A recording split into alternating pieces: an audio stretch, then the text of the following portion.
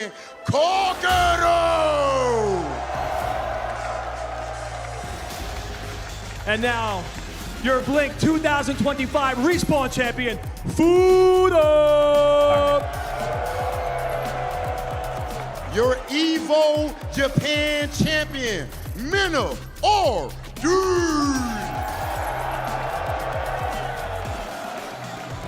One of the members of Street Fighter League Europe Championship, Phenom!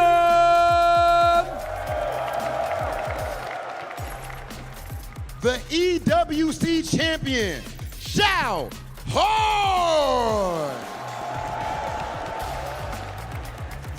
Both your CEO 25 champion and Combo Breaker champion, Leshar! And the young prodigy at his first offline event, ladies and gentlemen, Mickey! Leshar, your GOAT. Your Evo Street Fighter 6 I think Leshar gonna champion win. from 2023, Angry Bird!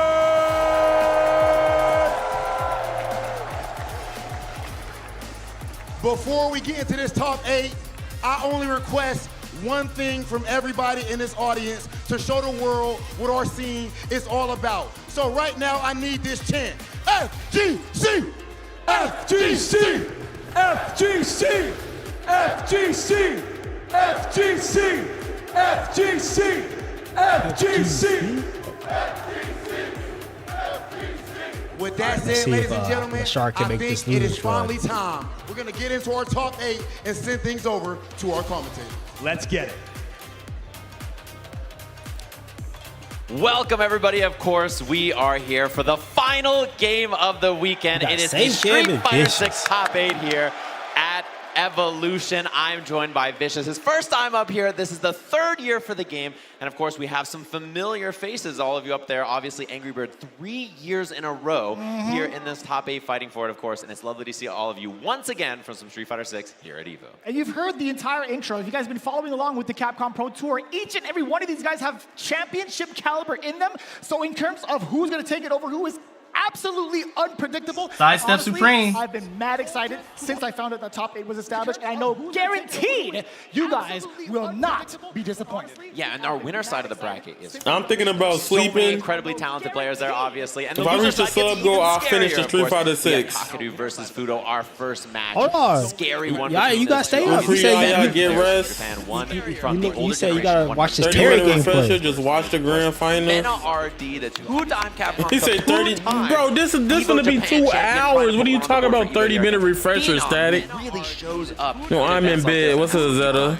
Loser side of the Use them bracket. primers, folks. Make it. Hey, if y'all use y'all primes, I'll stay up. We'll stay up. Tricky in terms of, ironically, I'm the with fact that Xiaohai has to face off against possibly some Fatal Fury characters, but the fact is, these guys have been absolutely hot. Surprising that there is a loser's round, to be honest with you. Then down below, Mickey with his debut into EVO, in fact, into offline FGC. My man's made it all the way into top 8, facing off against one of the heaviest heroes, you gotta understand. EVO champion, Angry Bird. Mickey versus has been in this top 8 for Street Fighter. have been The only playing one so so far to different carry this that tradition, which is obviously a very big deal. And we'll have to see how that Mickey shakes out. versus- In our winners and loser side of the bracket, it's going to be some explosive matches, particularly that Fudo versus Kakaru. This match. is probably the most That consistent might top determine 8 who that we've wins the seen so tournament. To far. me, those are two Half players of it who are is on fire. players that Obviously, have Kakaru has looked really, really strong as well. Maybe not his strongest either performance been in top League, where 8 we saw Fudo just show up and win. Blink Respawn, Yeah. obviously back-to-back with those two. Same thing They with won the Leshar. event this year, He went to or CEO, he went to they CB, were and then he previous vanished EVO for a little bit. And champions. so I'm very curious to see how he looks here on this top 8 stage. Yeah, we talked about a lot of the familiar players that we've seen on the outside of, screen, like, actually up on the stage Mickey? and also in the top 8. Yeah. But I actually Couldn't want to know ask for what a you better guys top think 8. at home. I want to know your picks because Sajam had kind of And Phenom, picked well, his a Phenom little hasn't bit. really I won also was anything kind in of leaning 6 towards yet, Fudo, so. but honestly, I Everybody think else on that Mena list RD, when is it awesome. comes to like the top end of like any competitive stage, he rises up to the occasion. Rob TV Alright, said I it got himself. Leshar He's the definition of making clutch, this losers just run. alongside a Punk, just alongside an Angry After Bird. beating Punk, Also another contender I here, think he so got it's the actually power going up. to be rather tricky to pick this one. Yeah, and you can vote in the chat, obviously, if you're in the audience right now. Jump in the chat. said, and I give got that vote. Leshar For making this me, losers run. the man that I've My shared many a prediction. meal with, I'm going to have to say Fudo is Right my on. prediction for EVO champion. I'm honestly, Kakaru with the could current win. pathways, Along with Fudo. I have to lean Along with heavily Mena. towards Mena RD, genuinely. That makes sense. sense. I think Mena obviously is a big favorite on that other side there, and hard to prep for him. I think Phenom's going to be struggling to find Blanca practice right before that, obviously, for Cammy. And Mena, I was in the elevator at noon today, and he was scooping Fudo crazy Akira out of the where he lobby, come the in with best that player DJ from Japan, the best cosplay, bro. Cammy from Japan. And he was like, yo, up in my room right now, we're practicing. So get your votes in, obviously, there. And thanks, of course, to PlayStation. I think Mena beat Phenom. A prediction. You can have your voice heard. Our votes are down below, and of course, it's going to be Mena RD, the people's favorite, slight edge there over Fudo in that second Man, they place. So gave Vicky more of a chance to win than Phenom? That's crazy. Into effect because I just want a banger of a match all the way across the board. I'm sure you guys do as well at home, and I'm really, really excited to just see if these predictions actually play out. We'll have to see. That's always the question with this, right? It's the favorite is never someone you can always count on in these kinds of things. Phenom or Even if Mickey? they are expected to make it far. This is an open bracket. Anybody can enter. Someone like Really? Mickey, who was born when Street Fighter 4 came out, can be in this top 8 for that this bracket. correct? Yeah, it's I think 2008 or 2009, if I remember correctly, which is a young man in this top 8 compared to some of the other competitors. So cool to see. It's going to be so wild to see it. Yeah, I was actually talking to a lot of folks here in regards to like the competitors, the players, actually the ones that have been really kind of like tuning into the CPT. A lot of us have talked about like Mickey. Like, dude, this might just be the dark horse that surprises everybody. I had the luxury of being able to watch one of his stream matches earlier, playing that Cammy, but he also has a couple of secret characters just in case that we actually haven't publicly seen. But I just want to know how he fares up against somebody so well-versed against this type of stage at EVO. Yeah, and the reason I'm familiar with Mickey is actually the World Warrior system. That's right. So, he's gotten like really impressive results both first and second the first 2 weeks. Yeah, which is really cool. And of course, thanks to PlayStation not only for the vote for making a brand new fight stick. A lot of you probably saw it. It had the Tokon footage, which everybody was very excited about. And of course, it's wired or wireless on PS5 and PC, thanks to their low latency from PlayStation Link. So you can check it out now at PlayStation.com/FlexStrike, and maybe one of the players in this top 8 next year will be using it. Honestly, I've been wanting to get my hands on it since I actually saw it. I'm like, yo, okay, let me see the wrist support. Let me see what the buttons are feeling like. I think that's one of the biggest things that we get asked for when it comes to any type of peripherals, making sure like the voices are heard in the community. And I'll tell you what, man, when it comes to everything that's been coming out hardware-wise, everybody's been on point. So Sony coming back into the game with this exact peripheral is going to be really refreshing to see. Yeah, and who makes arcade sticks in the year 2025, right? There's not very many. It's been Everybody's difficult, making leverless, so it's cool to see that for sure. And back on to Mickey, we were talking about earlier, you can watch the World Warrior that he comes from, which is the World Warrior where the first Capcom Cup champion is from, on Fireman Ruby. That's the YouTube and Twitch. I watched it both years. I had a lot of fun watching their qualifiers this year and last year, and then obviously tuning in and seeing these young players. And we had one in our commentary block earlier as well. Yugong as well as another player out there. That's right. Tons of good players in that region. I mean, you guys know people like Hot Dog and Oil King from that region as well. Even Xiaohai actually kind of extends too, right? Yeah, exactly. So lots of really good players out there. Definitely check that out. Fireman Ruby on YouTube and Twitch. You can go check out the region he's from in a World Warrior system. That's how you qualify for Capcom Cup for the vast majority of people out there. Yeah, so looking at the first matchup we have at hand, Kakaru versus Fudo, we got to talk about the path to victory here presented by White Claw. It's going to be so sick to see it, right? 2-1 is going to be, 2-1 against Itobashi Zangief. That was actually mad impressive. That's honestly really, really difficult to check. Again, White Claw 0 proof coming on with all of the stats. Hey, I like Kakaru, but man, this is kind of a Mickey Mouse path. That was a wild one. His match versus Goichi, I mean, he clutched victory from the jaws of I saw that. Like, Goichi, he baited a throw and walked back on wake up. Kakaru got the back throw. Itabashi. And that was all she wrote. He really clutched it out there, but it was almost a loser's bracket run from him because of that Goichi set. So very, very close. Recommend checking that one out after the tournament, of course. And we'll be taking a look at his competitor here, Fudo. Oh my God! Look at all those zeros up there. Bodies. Jesus. Bro, that's Fudo. actually Okay, the never definition of mind. zero proof. I might I'll tell have to you what. check But against about Punk Fudo. 2-0 in the top 24 He to beat make Punk it. 2-0. Evo champ right there. The only person who lost Beat was Juicy Yamaguchi, Joe who he just 2-0. had, Beat Riddles sets within the Topanga League as 2-0. well. Obviously, he's the Topanga League champ for a reason. Golly. Beating Juicy Joe and Riddles on the way after in his round 3 right before that. Some pretty tough foes that he had to chew his way through to make it here, but it didn't seem like it was a big challenge for him. Yeah, I'm really honestly kind of curious to see how that played out. We had that kind of extensive set over at Topanga Championship 6 between Fudo and Kakaru specifically. Fudo obviously winning that event. I'm actually kind of curious to see how much prep time Kakaru has had appreciate for both you coming Ed through that, and Al. DJ while Fudo is piloting. I'm sure there's a lot of Bro, the information stream we was had supposed to while be on. watching I thought Respawn, because I was gonna honestly, stream seeing that earlier, matchup right? between him But and Momochi in the grand finals into a whole Street reset, Fighter having that much data, honestly, is going to be very much so a big task. didn't That was the path to show victory until presented by later, White Claw, bro. Zero Proof, to give us all of the Legit details didn't as to show up how till they got later. to The this stream was set for very 8:30. I was stage. hoping it would, Speaking at of, 8:30 Fudo, we'll be able to behind start the the stream. seats. But Y'all ready for the Tekken first was still matchup? on. I'm so pissed at Tech. it took till 10. It's like 10:40 right now for Street Fighter to start. Of Titans, Capcom Cup, This is and crazy. Evo champions in our first match on the stage. And this is always going to be one. Street Fighter about to end at 1 o'clock in the morning. He has world-class options in both Ed and DJ. Right. So that's the thing about him that you can always count on. You know that he can swap between those two. And I got some intel backstage thanks to Angry Bird. He told me that he saw him prepping both of them. So, you know, both of those are options, and we see the Ed is locked in our first game here. Evolution 2025, our first match of Street Fighter 6. Let's get it. Let's see who's going to strike first, right? Fudo's going to create that space, immediately catching max distance off of that normal, knock him down, waiting a little bit, backing off. Doesn't want to be overzealous with his pressure. Yeah, the thing to highlight from Fudo, the way he uses Flicker at max range and then does Drive Rush button, right? He uses Drive Rush on Ed. Wow, what an interrupt, just like he's DJ. He uses both of those tools really, really well.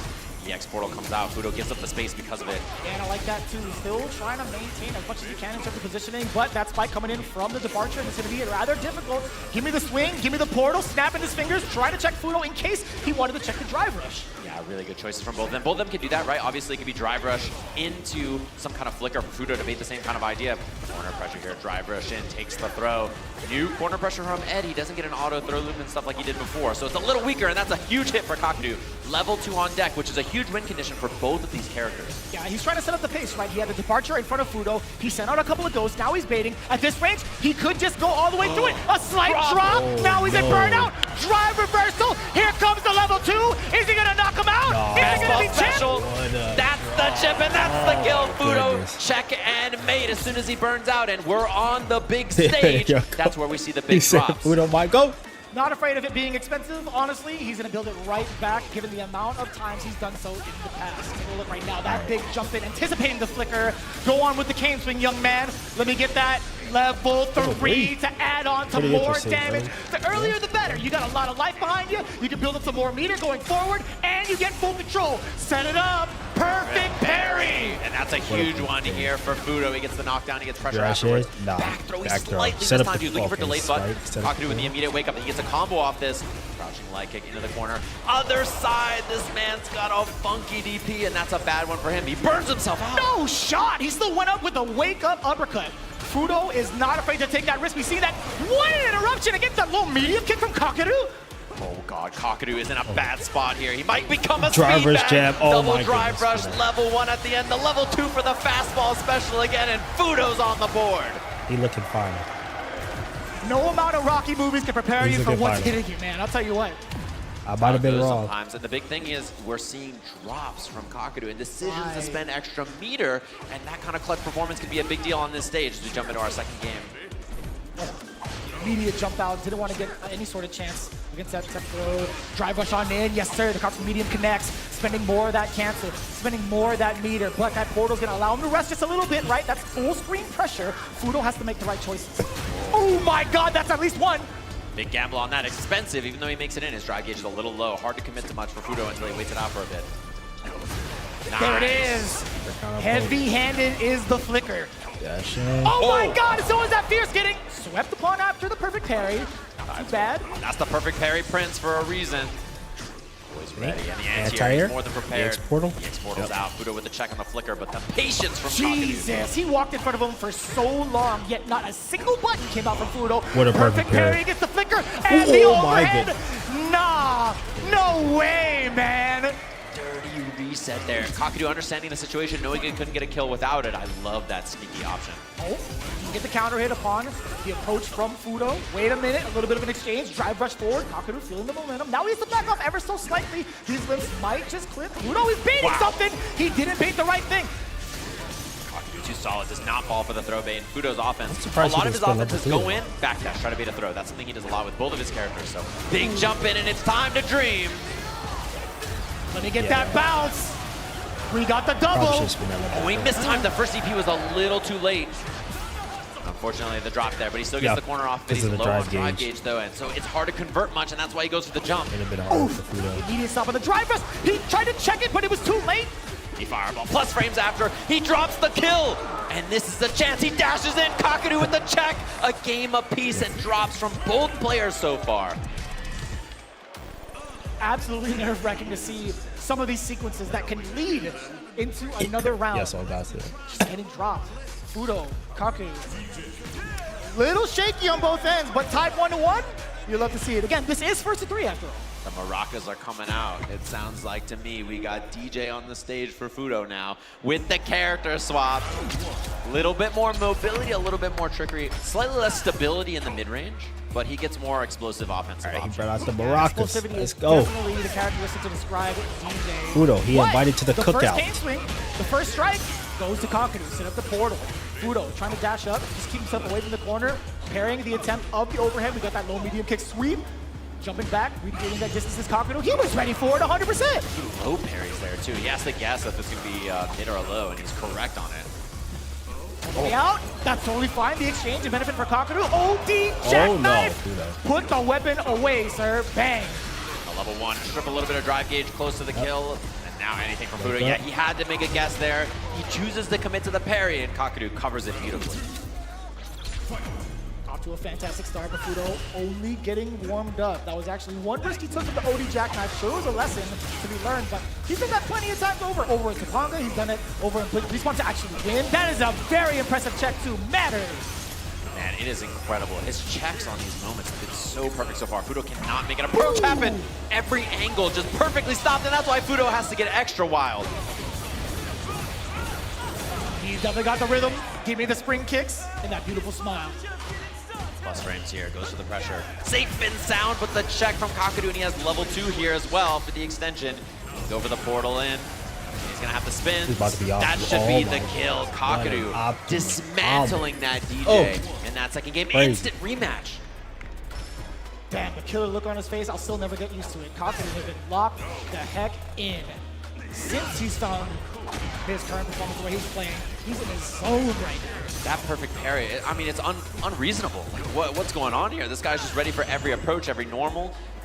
Somebody check his pulse. How are you supposed to make it in? Oh my god. Yeah, I mean, Fudo is not playing the video game right now. Wait a minute, yeah, that spike was still gonna be able to clip. Fudo was anticipating Kakeru, trying to check that drive rush, but that is a very important tech, trying to push him back even further. Fudo, you cannot whip in front of this man. Bro, he's trying to get wild. He needs to make anything happen. I mean, Kakeru is a wall. He's got to get tricky, and it misses. That's too far? Too much pushback? I mean, something fortunate finally happening, and he doesn't get much off of it. It's a huge missed opportunity for Fudo, and he can't get anything started. Drive rush forward, the medium kick does land, he does get a sobot, a little bit of a fake out, a trade, now Kakeru immediately drive rushing, give me your soul. And I think that soul might be his. After this, Fudo is not able to play the game. He's trying to get extra wily because of it, and Kakeru stuffing every angle of an opportunity. The sturdiest sandals known to man. Dashing up, checking with the jab as well, creating that space for Fudo. He wants to look for a whiff punish. He's setting it up with the fireballs as well. Kakeru, he's being so patient. All of his normals being placed the way that they've been placed, all been counter hit against Fudo.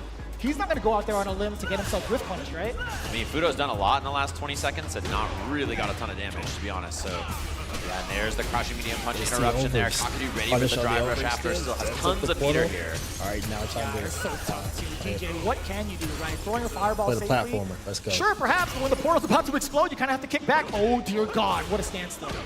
Didn't quite make it in time. 6-frame check with that crouching medium punch after in the whip punish. Looking good, anti-air back heavy kick. Not quite the trade combo, but Fudo in a very excellent position here. It's about a touch and a half. It could be all drive rush, it could be all drive gates that does the talking, or it could be throw, and it does so. You saw a counter hit, you saw a slight response with the button press from Kakeru. It just happened to be not the tech. No fear on the amnesia. He does not respect that option at all. Which is a big sign to send, and now Kakeru's got to be thinking it in the back of his mind next time he gets knocked down. Yeah, we haven't seen it thus far, right? It's only a matter of time, especially in this part of the set. You're looking at match point for yourself, fully loaded on level 3. Damn! What a whip punish. That was mad far! And the level 1 here. Knockdown. Is amnesia coming out or not? He goes for meaty fireball to defeat it. I love the pressure now. Fudo getting active, making things happen. Makes Kakeru look mortal. Still so stuck in this corner. Mediums can happen for Fudo. Roundhouse can happen, but no, the drive rush nullified yet again. Yeah, he can threaten with drive rush into EX Sobot again or something like that too if he gets pushed away to try to, beat those checks. Let's see if it happens. Just a little bit too close. Checking with the far, sweet low medium kick just at the tip. Oh, perfect parry, but he didn't believe in the drive rush, and he tries it right there to beat the check. And the reversal. He's gonna take the side swap here. Fudo's in trouble. Burnt out. Not a lot of options. Uh-oh, he's gonna have to guess with his level 2 situation afterwards for sure. Oh, he just spends a level 3 to get the knockdown into the corner, and Fudo in a bad spot. Chip is a big problem now. Trade and Spike are a big problem. Yeah, and Kakaru can just hang back if need be, right? He's not going to drive rush forward in this type of a situation. He doesn't need to. He's letting all of the projectiles do the talking, figuring out the goals. The double departure, jump back, medium. He absolutely tracked Fudo upon his movement and rebutted correctly. Kakeru sending Fudo into losers right out the gate. How are you going to beat that guy? After that performance, Kakeru looking unstoppable. Very similar to what we saw from him from Capcom Cup there. Fist bump in the air and the ultimate machine. When that man's on point, I don't know how you beat him. Just every interaction, every angle, everything, he just sees it all, calculates, and finds a way to stop it. This is one of the things I was looking forward to. I know someone who can beat him. Leshar. Changes were from their matchup in that first of 7 from Topanga. I wanted to see what happens if Fudo is forced to be on the aggressive side, if he's forced to be from that life deficit to expend a lot more meter, possibly get himself ready with the fireballs as well from Fudo screen, at least as DJ. But yeah, JB just doesn't give him that opportunity whatsoever. Off of the knockdown, you get the portal, you get fake ghosts, you get the stalagmites. It's so difficult. Yeah, it puts him down in loser's bracket, which obviously he won Blink from that position, so we'll have to see if that comes up again. Kakeru in winner side grand finals, and when he's winning, this game looks solved. It looks like there's no way to play offense in Street Fighter 6. There's no way to approach. Just he is an absolute machine who just makes the game look complete. This was going to be a little bit wild, if I can say so myself. This next coming match, Mena RD going up against Phenom.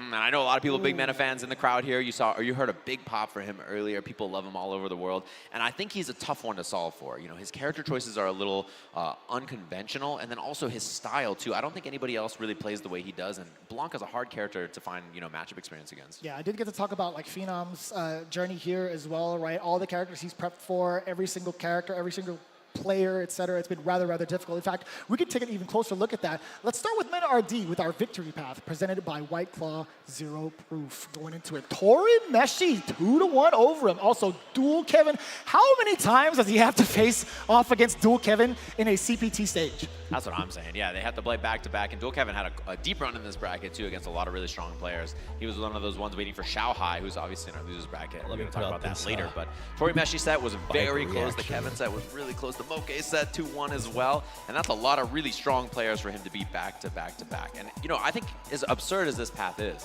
the Phenom path is outrageous. Look at who Phenom beats. Dude.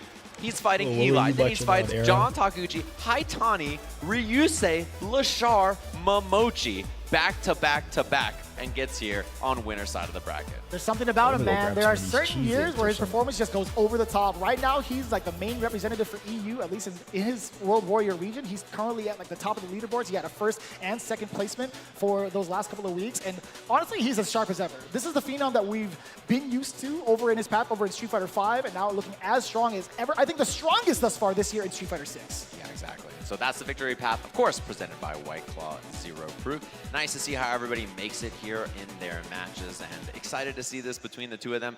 There is something different about this guy Mena on this EVO stage. He's a little different with this crowd and energy and feeling. You know, other tournaments in the year, he always does well, but EVO is definitely one where he overperforms, and he's just an impossible opponent to beat. Yeah, I think a lot of players have hailed him as also one of the most clutch players that we could ask for alongside Punk as well. But again, in this very moment, can he take down another top-end player via Phenom and that Cammy? I'm more so kind of concerned with Phenom. I haven't been able to check out any records of him playing any Blancas, as you had mentioned, right? Yeah, we asked too, like, who do you prep for with this matchup? And he's like, I don't know. I don't have anybody in EU that I really play this matchup with a ton. Like, there are some, but it's not super common. And he said, here, I had to play the Japanese Blanca players, but they don't play exactly like Mena. So I think he's even worried, you know, pre-prep, right? Like, just thinking about this matchup, it was hard. Whereas I saw Mena noon this afternoon. He was ushering up Cammy players to his hotel room to get prep and practice. Like, I think he's been ready to go. He's super prepared, I think, for this matchup. Yeah, and most in regards to strategy, I did talk to Phenom about it. He's like, he's compartmentalizing every bit of Mena RD as he can, just based off of match footage, right? There's going to be certain things in the pocket of his brain that's like, you know what, if Blanca's in this current situation, position-wise, I have to get ready for this option, right? I can't be too specific. I don't know if Mena RD actually has the headset on, so I'm not going to spoil it, but let's just say Phenom, he's already got the whole tree of options ready. Yeah, I'm sure he's got some other characters, and both of them have characters up their sleeves, of course. The scary thing is I feel like Mena has a unique strength as a player, as we hear the crowd getting hyped for the walkout here in our second match of this winner's side. Top 8 here at EVO. Mena RD versus Phenom. Gonna be a banger here, and I'm sure it's gonna be quite the scrap, as Mena just has this unique ability to sense, not only on his own offense, but on his opponent's offense, where the pace of the match is gonna go and how to smother and make the correct choices. He's already trying to send it. Damn, that hit in how long, excuse me? How many active frames is that bad boy? I think like 12. I think Blanca-chan had something to do with it. Yeah. You sound like J. Jonah Jameson. I want pictures of Blanca-chan right now on my desk. That's exactly right, as Phenom just getting couple of stray normals, and he's been using that heavy kick in neutral more often. Mena, and there we see the drive rush opener from Phenom trying to find the jab. Corner interaction, and you know, everybody's always scared to pressure Blanca. He's a tough character to deal with because it's up ball, he can jump back and go for the air ball, he can go for back dashes or buttons. He's just got a tricky set of options to deal with. Yeah, a little bit dry towards the drive gauge now for Phenom. You talked about some of those options. He was actually pretty reluctant at first to kind of think about pressuring Blanca, something we talked about a little bit earlier, but right now, he's looking pretty damn fine, at least within this neutral, within roundhouse range. Doesn't want to get clipped because Blanca has some very extensive normals that can easily counter you or whiff punish. Oh no, wait a minute. Yeah. Gotta be level 1, you already know it. Securing the first round, absolutely worth the money spent. And interesting things you're seeing so far. Mena's been hitting a lot of forward medium kick. It's because it low crushes, it beats low. So he's trying to beat the crouching medium kick from Phenom. So I'm surprised, you see it right there, right? I'm surprised that Phenom hit crouching medium kick actually, because you know that's the exact button Mena's been counter poking against. Yeah, he's only whipped it within ranges to kind of bait out like a normal thus far from what we've seen, but we do get the OD Blanca ball. Didn't get the continuation we saw, jump medium punch and an attempt at that, but here we go, the overhead a little bit too far out. Exposure on the low. We get the side switch. Phenom applying pressure with the stand medium pick. Yeah, Hong kick, Kong punch, excuse me, hello. There was back-to-back roundhouses. I just saw a bunch of kicks on the screen. He's trying to control the pace with the heavier normals down to slow Mena RD. Yeah, and it's a one-hit round now, so Phenom a little bit more passive. Love the jump. It's been a while. Neither of them really committed to that too much. Leshar's from Korea. Mena now playing slow. He's one hit away, so doesn't have to be too active. Just blocks it out, eats the throw. Phenom down a lot of drive gauge now, which makes the next interaction a little bit scarier. Just about one hit, one touch is all that's needed into a drive rush cancel. They're playing a game of normals, playing a game of chicken a little bit, roundhouse to check a little bit, too. The throw comes in from Mena RD. This is the first opening. We got the Lightning Beast. We don't need the level 3. Let's play a little game. How long can you play defense against the Blanca ball? Burnout is in effect. An attempt at the overhead. Phenom snipes it out immediately with a crouching jab to secure game 1. Yeah, and once he secured the burnout, I think Phenom was basically like, okay, now it's time for you to go for some new option here as we jump into this second game. Oh, you do? Right back into it. Phenom getting that opener. The counter hit on the forward medium kick. Yeah, he's been doing that quite a bit. Trying to counter poke against that medium ball in, get the pressure afterwards. Got the back medium kick. And Phenom aggressive again with buttons. There's been a lot of delay timing in Mena's pressure so far, and I think Phenom's getting a little active because of it. Now the timing exposing the low yet again from the low medium kick. A little delay from the fuse as well. Evo Japan. Rather dry for Phenom. Mena RD, he knows the objective. There was an attempt at a parry. You saw it, hence the burnout on Phenom's behalf. Yeah, and Mena went for a delayed button, so that parry would lose. That's He gets the combo off this as well. Evo Japan. He's not going to spend too much, I would imagine. Just the doll into pressure, into chipping, an option. Plus frames on that. And it's going to be all she wrote in a second here. Love the containment with the jump back ball. Air to air, not an option. Round 1 goes there to Mena. Damn, that was a smooth punish counter. Phenom's been doing that all weekend long. Oh boy, OD up ball, you had to do it. And now we see Mena. I love that he's using these heavy kicks. And look at that, the spaced out forward medium kick. It checks Phenom's reactions. He can get the corner carry here with level 2. And now Phenom in a bad spot, gonna have to deal with the doll at the end of this pressure. Gonna set up the little fella. Not too much pressure off of that. What a whiff punish on that walk back. And you're actually taking hella damage out of that. The quick 2-round rebuttal from Mena RD. Yeah, I love the forward medium kicks, keeping it up in neutral, recognizing that not only is Phenom poking with lows, but he's reacting and trying to whip punish. If you're trying to whip punish, a slow move like forward medium kick is very good to catch me block guard. Double drive rush around star, both trying to take initiative. I like that. Fast and furious. Drive on in there. Low medium kick yet again, this time via counter hit against Mena RD. What's the pressure looking like from Phenom? Damn, he woke up with low medium?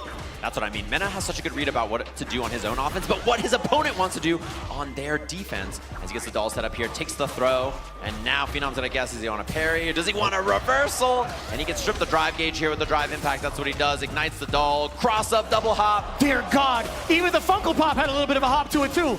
Plus on that, again, he's plus, and now it's gonna be burnout there. Mena steamrolling, and it makes all these offensive sequences feel worse and worse because now he has level 2. He can pop it here and force some defensive situations for Phenom to deal with as well. And there's the heavy punch level 2 immediate corner push. Dude, and chunks of drive gauge just getting shaved off from the side of Phenom. It's gonna be looking so tough. He's forced to block in so many of these occasions, especially while Lightning Beast is active. That snipe from how far? The reads, man, he's been so right about Phenom's offense, and you can tell Phenom is a little hesitant to go for reversals because he's been blocked a couple of times, and that means that Mena can just back up and wait for buttons or jumps, which is exactly what he went for.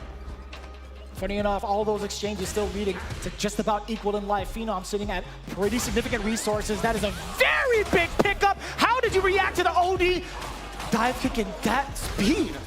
Yeah, and Phenom is so passive now. You see, he's a little worried. He just needs one hit, but, you know, Mena's doing a great job whiffing and then counter-poking right after anti-air again. He's got level 1 for the kill. He misses, and he gets the pickup anyway, and you know Phenom's kicking himself for that. He's like, oh, he whiffed, I hit a button, I wasn't right, and everything is not coming up his way. No, if it works, that's just a very, very genius frame kill is what it is. We'll take it to that.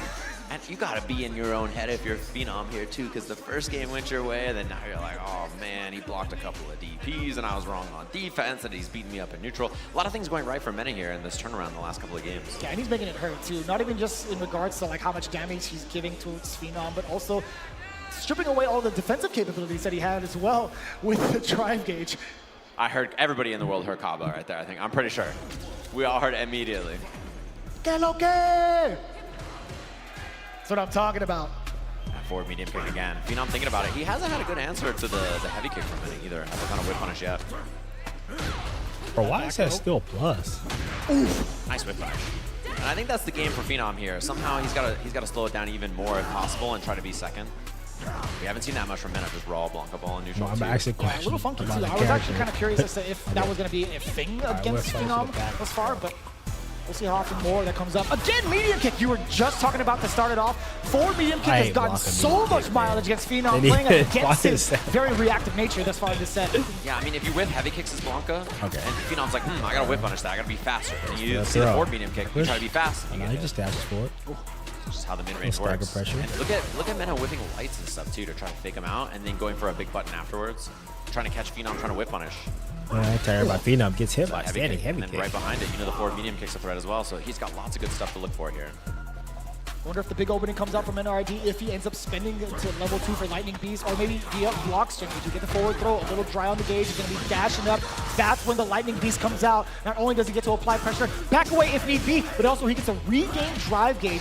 That's a counter hit. That's an extension, and that's the up ball. Looking at match point. Okay. Just like that. I love that he baited right after, right? He hasn't gone for a lot of baits so far, and then immediately goes for the ball. Double drive rush at the round start again. And look at the passive play from Phenom on Mena's offense. You know he's so worried about I feel like Phenom doesn't have an understanding of how Mena's playing.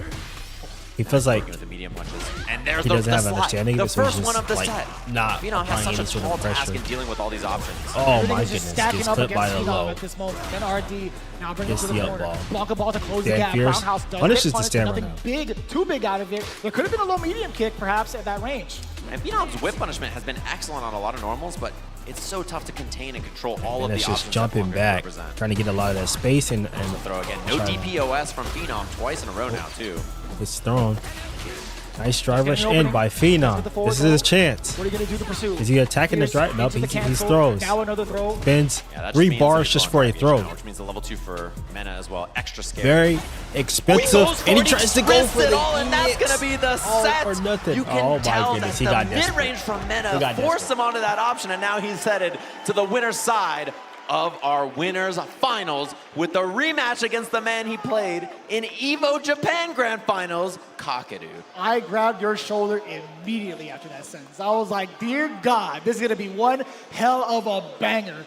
Getting another rematch between those two titans on the winners final is absolutely insane. But again, Phenom still has a very, very good chance going into the losers bracket regardless. Again, he's been looking absolutely sharp. No doubt in my mind he's gonna try to continue to press on, but there's still so many people that could possibly given the biggest challenge of his life on top of Mena RD.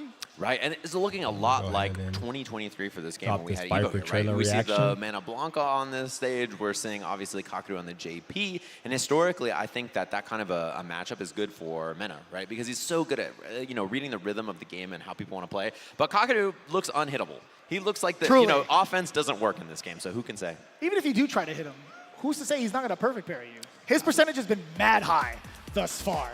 But as you can see it, Kakeru versus Mena RD. If you're a Street Fighter fan, you got to be going out of your seat and going nuts for that, just seeing this bracket, right? Yeah, are we going to get the stare down again between Kakeru and Mena on the stage? Might just happen as we see our loser side of the bracket, which is going to be coming up next, of course. Xiaohai versus Leshar. Mickey versus Angry Bird. Some veterans and some newcomers, some young guns in both of those, so can't wait to see it. It's going to be some excellent stuff. Hopefully everybody's been enjoying all of our matches so far. That's our winner side of the bracket. We're going to take a short break and be back with loser side of Street Fighter 6 Top 8 here at Evolution 2025 in just a little bit. There's an issue with my, hold on. This is the best Chipotle order. I would like a bowl. Triple wrap. Mild, medium, hot. Then dip it in here. Sour cream inside the vinaigrette. 2 tortillas. If you know, you know. Lettuce, cheese, waffle. Yes. Oh, that is good.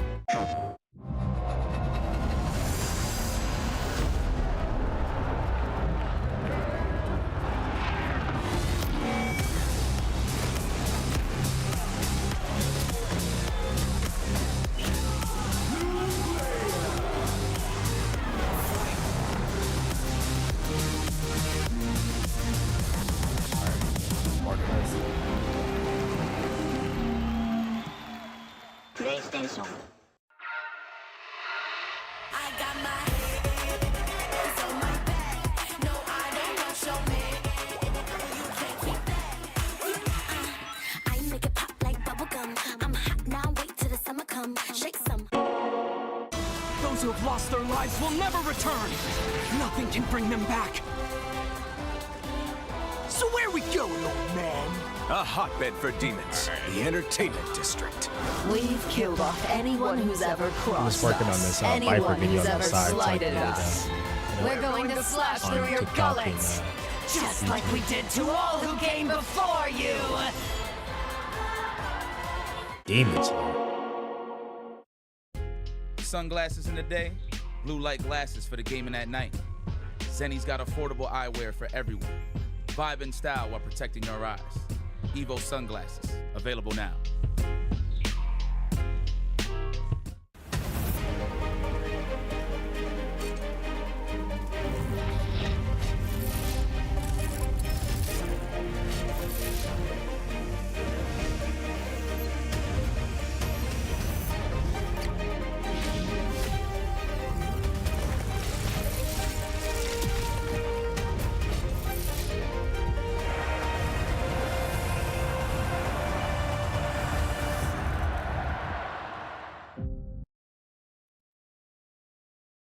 Right back into it, the top 8 of Street Fighter 6 here at EVO 2025, Las Vegas, Nevada. Make some noise! We're excited to see all your lovely faces, of course, and we have another banger matchup coming up right now. 2 SNK legends, actually. 2 players who are very familiar, obviously, if you've seen the King of Fighters gameplay before, and it's going to be a good one to see. Especially, I'm so impressed with how Xiaohai got here. Imagine, he's fighting for Fatal Fury top 8. That's right. He gets 9th place at EVO. Tough, right? If you're Xiaohai, who is like, he's supposed to win. He's the GOAT, right? Like, we love that guy. He's the GOAT. He has to come over to the Street Fighter stage and back-to-back fight for qualifying for EVO top 8.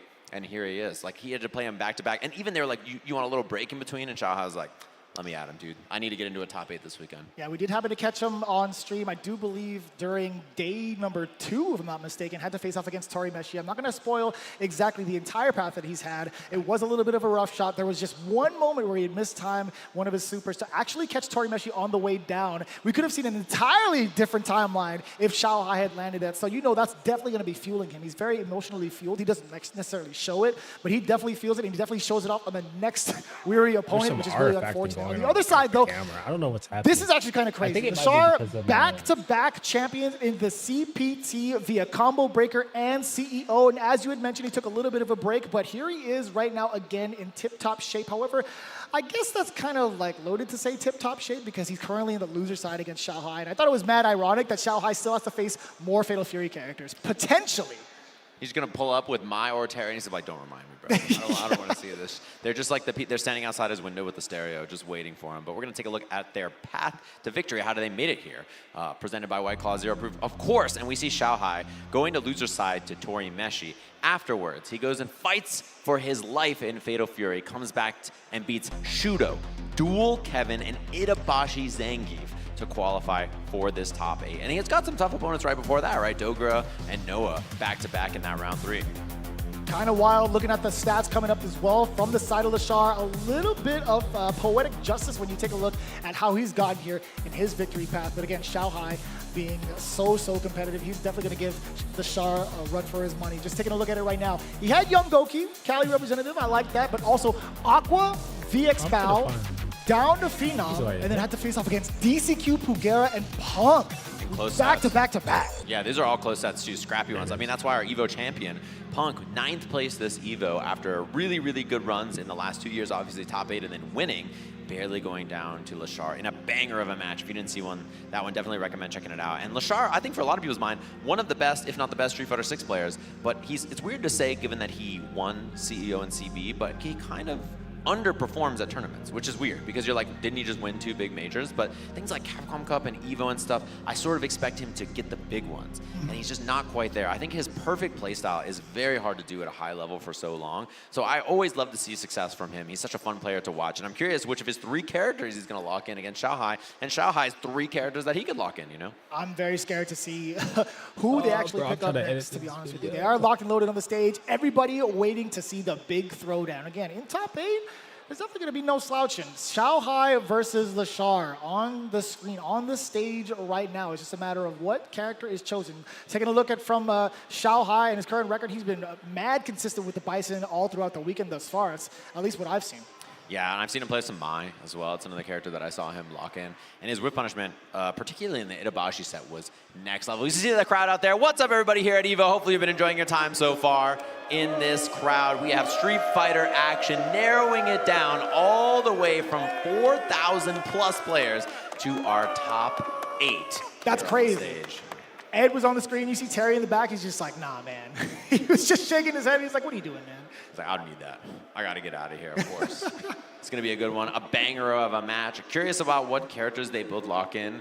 And I have no spoiler. I don't know who they're playing on the stage yet. We'll have to see when we swap over to it. But it should be a good one. Thanks to all of you for sticking with us here on this late night for some Street Fighter action. Our 3rd year at EVO. And this crowd is packed. How's everybody doing out there? You guys feeling good? All the seats right here on the floor, absolutely packed, absolutely insane. I'm kind of curious, for all of you out there, how many of you guys just been to EVO for the very first time? Let me know, let me hear that real quick. Hold up. Let me see, is your first EVO? Welcome to the family, y'all. That is a lot of people out there. Every year, I'm so surprised how many people it is their first year. Hopefully, we catch you back here next year. And every year for some EVO action. He's got the Quam box. The Quan box? The Quam box, yeah. Jesus. Quamba was making the Quam box. Oh, this is a gamer box, it looks like, instead. But everybody's been using this lately. The theory is people stare at your hands, and you get knocked down, you see them mashing, you know they're going to wake up super or DP or whatever it's going to be, right? So people try to hide their inputs so that when you're playing side by side like this, people don't know what you're up to. Damn, he's got maximum coverage. Look at the flaps on that bad boy, dude. He's covering the elbows, too. You can't even see his elbows, brother. You don't even know what's going on under the hood. That's the idea. That's you don't the funniest thing, actually. For someone just tuning in right at that moment, they're like, is his hands connected to the stick? What is this peripheral? That's what I'm saying, of course. What up, everybody in the crowd out there? Hopefully you're feeling well. We're going to see between these two who is the true king of fighters. Yo, Snapple? I like that. Bio Billy Bones? That's my guy right there. We are going to get locked in very soon. Xiaohai versus Leshar. This is elimination time. This is round 1 of Loser's Bracket. Yo, I recognize that flag back there. He's getting hype. He heard you. Gonna be a sick match between these two. Excited to see it. Xiaohai and Leshar, really, really strong players. SNK background, obviously, very good at this game as well. And it looks like the buttons are getting checked. They're locked and loaded. Xiaohai unrolled, and the Autobots, they rolled out, so he's got his box ready to go. Yeah. Bro, how good of a henchman name is Starscream? I don't know. That sounds pretty beefy. You know what I'm saying? Like, sounds pretty OD. I'm not gonna lie to you. Looking at the screen, we do see Mai locked in, at least on the player one side. That might be Xiaohai's choice. Ed possibly being the choice for the side of Leshar. Oh, we're gonna get the Mai mirror. Oh my The fans seem pretty happy about it. No pun intended. You see Xiaohai lean in like you're gonna play that against me? He's like, you're gonna dare pick a King of Fighters character against me, a Fatal Fury character against me. Mai versus Mai, our match here. A very strong character and a very common character. Very different styles though. Leshar with punish, hit confirms, reactions, defense. Xiaohai, a much more active player, right? He's gonna pull up and use his reactions and just general fighting game comfort ability to beat you up. We got the beast thing already to the corner. Xiaohai trying to fish with the low medium. Leshar actually retorted with the exact same normal, but the pressure's going to be a little bit too much thus far. Xiaohai still in control. The Fierce trying to check the movement from Leshar just in case. Ooh, opening down below. Another killer beast thing. Get off me, Ryuenji. Getting some space. The perfect pair, Riembu after trying to beat it. Dive kick, he's looking to beat the anti-air, and Xiaohai does not bite. Okay. At level 1, we do get an install and a little bit more pressure to escape and create some space for Leshar. Backing up, red versus blue here. Xiaohai giving a little bit of space now that blue. he has this life. Leshar gets in, finds the low hit, and he's almost out of the enhanced fans. Reversal from Xiaohai. All right. Tried to check the drive rush, a little bit too late. Damn! What a time to bust out that OD uppercut. Oh. That was actually round changing. His pressure. Back to, and that sends a message early if you're just down to send it on the first two interactions. Both. Again, offense from Xiaohai. He's more likely to act first, throw these fans, EX fans. The perfect parry. And the Damn, he just counts both of them, huh? Yep. You want to do that? What a hit confirm there from Leshar. Convert by Leshar. Goes for the throw. Dash forward. The driver gets to shimmy. He's going for the level 1. Gets the install. Punish counter. Now level 1 yet again. Kakeru no Mai. Correctly, and he challenges.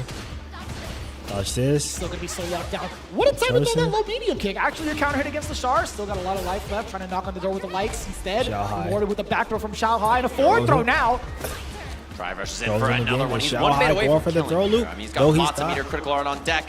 And Leshar trying to block it out and be safe. Like, nope. This relentless presser from Xiaohai here. Back throws him. Oh my goodness. Yes, away. Oh, what a delay. And still gets the throw. Okay, just enough, Leshar. Leshar. Still keeping the pressure on with some of the throws too. Mixing a little bit of the drive rush, delayed normals as well. Look at that round star charge fan. Xiaohai, no fear. Leshar playing so passive by comparison. Another one. Checking the lows a little bit, knocking on the door. Whiff That's a punish. Perfect whiff punish within that range. To be fair, medium punch goes mad far. Yeah. Oh, what a throw bait. This is going to be huge damage. Level 2 at the end of this should be enough. Look at that, the 2-tap from Xiaohai in our game 1. He gave him a fair warning. He looked right at him right before the game started. It's like, are you sure you want to lock this in, buddy boy? Where I come from, no one beats me in this. Back to character select. Leshar having to think. Buttons correct. Ed? Oh! The old flame? He might have to, specifically for this matchup. With how passive he's been playing, I think the flickers actually might be able to check Xiaohai at certain ranges, kind of keep him at bay, at least slow down the pace to prevent him from getting cornered so easily. Yeah, that's one thing about this matchup is that Ed's fireballs, his projectiles and flickers mean that you can't throw fans for free, but he just pulls up and catches them low. Normally, Leshar is the king of getting a lot from a little, but so far, he hasn't really been able to make that a factor. Xiaohai just kind of being aggressive and picking him apart.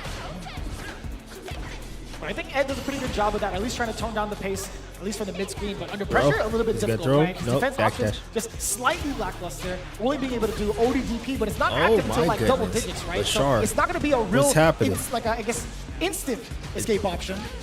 Yeah, and Xiaohai, he's doing a lot. And Right Leshar's back, not Leshar. having a good time slowing him down so far. Just look at this. Like, Perfect he's getting parry, perfect it parries, gets but cooked. Xiaohai just pulls up, too ready, too prepared, too offensive. Leshar not being able to match this pace and slow the game down. Right, and I love the pace that Xiaohai is setting. Absolutely right. This is the first time we've actually seen, okay, Leshar locked down a little bit, but up until this point, we do find success with the flicker for the first time. The fireball, Check the goes for the chin. throw. Driver shin, oppression, frame trap. Semi-medium punch not plus, Takes so his Leshar turn. just blocks after, which means Xiaohai takes his turn to get out of the corner. What a bash by DP enter, he Leshar. did Gets not the go DP. for the X-Blitz into a level 2 combo or anything. Didn't need to spend it, he felt like it. Now instead, we got to deal with fan pressure. Xiaohai in the corner. delays Give him the plus off block, overhead cancels into after projectiles. after the Jabs parry. out. He does not bite. On the hustle, level 2. Expensive. That was very expensive from That was a Leshar. very expensive dream combo. Shin Gonna do Dream. Martin Luther We King. get the single bounce. We're going corner to corner. Corner to corner. Martin Luther King. Look at the With damage the safe on jump. Trade on that, and he gets Boom. the counter hit pickup stand. Xiaohai like gets crouching caught, like matchup, kick. gets the medium convert. DP is Leshar. All right, fine, May have been okay. gone for a bit, but he didn't Driver forget shin how by to Leshar.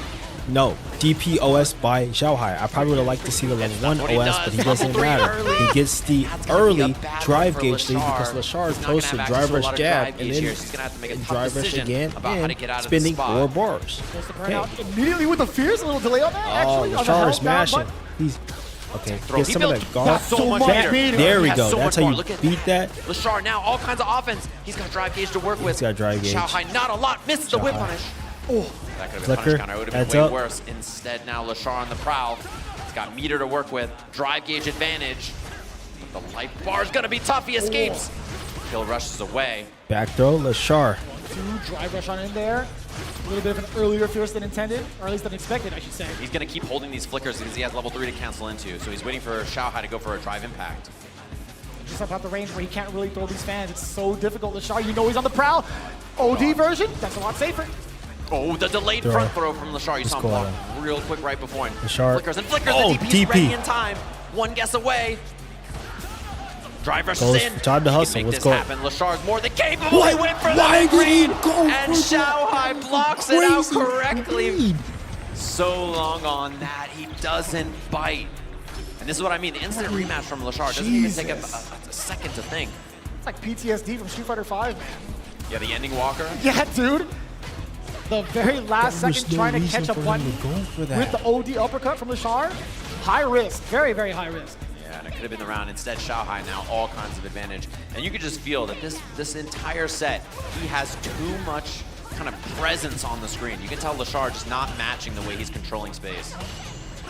Goes to parry on the fans. Leshar mistiming his own jump in anticipation for the fan. Xiaohai just holding it just a little bit longer.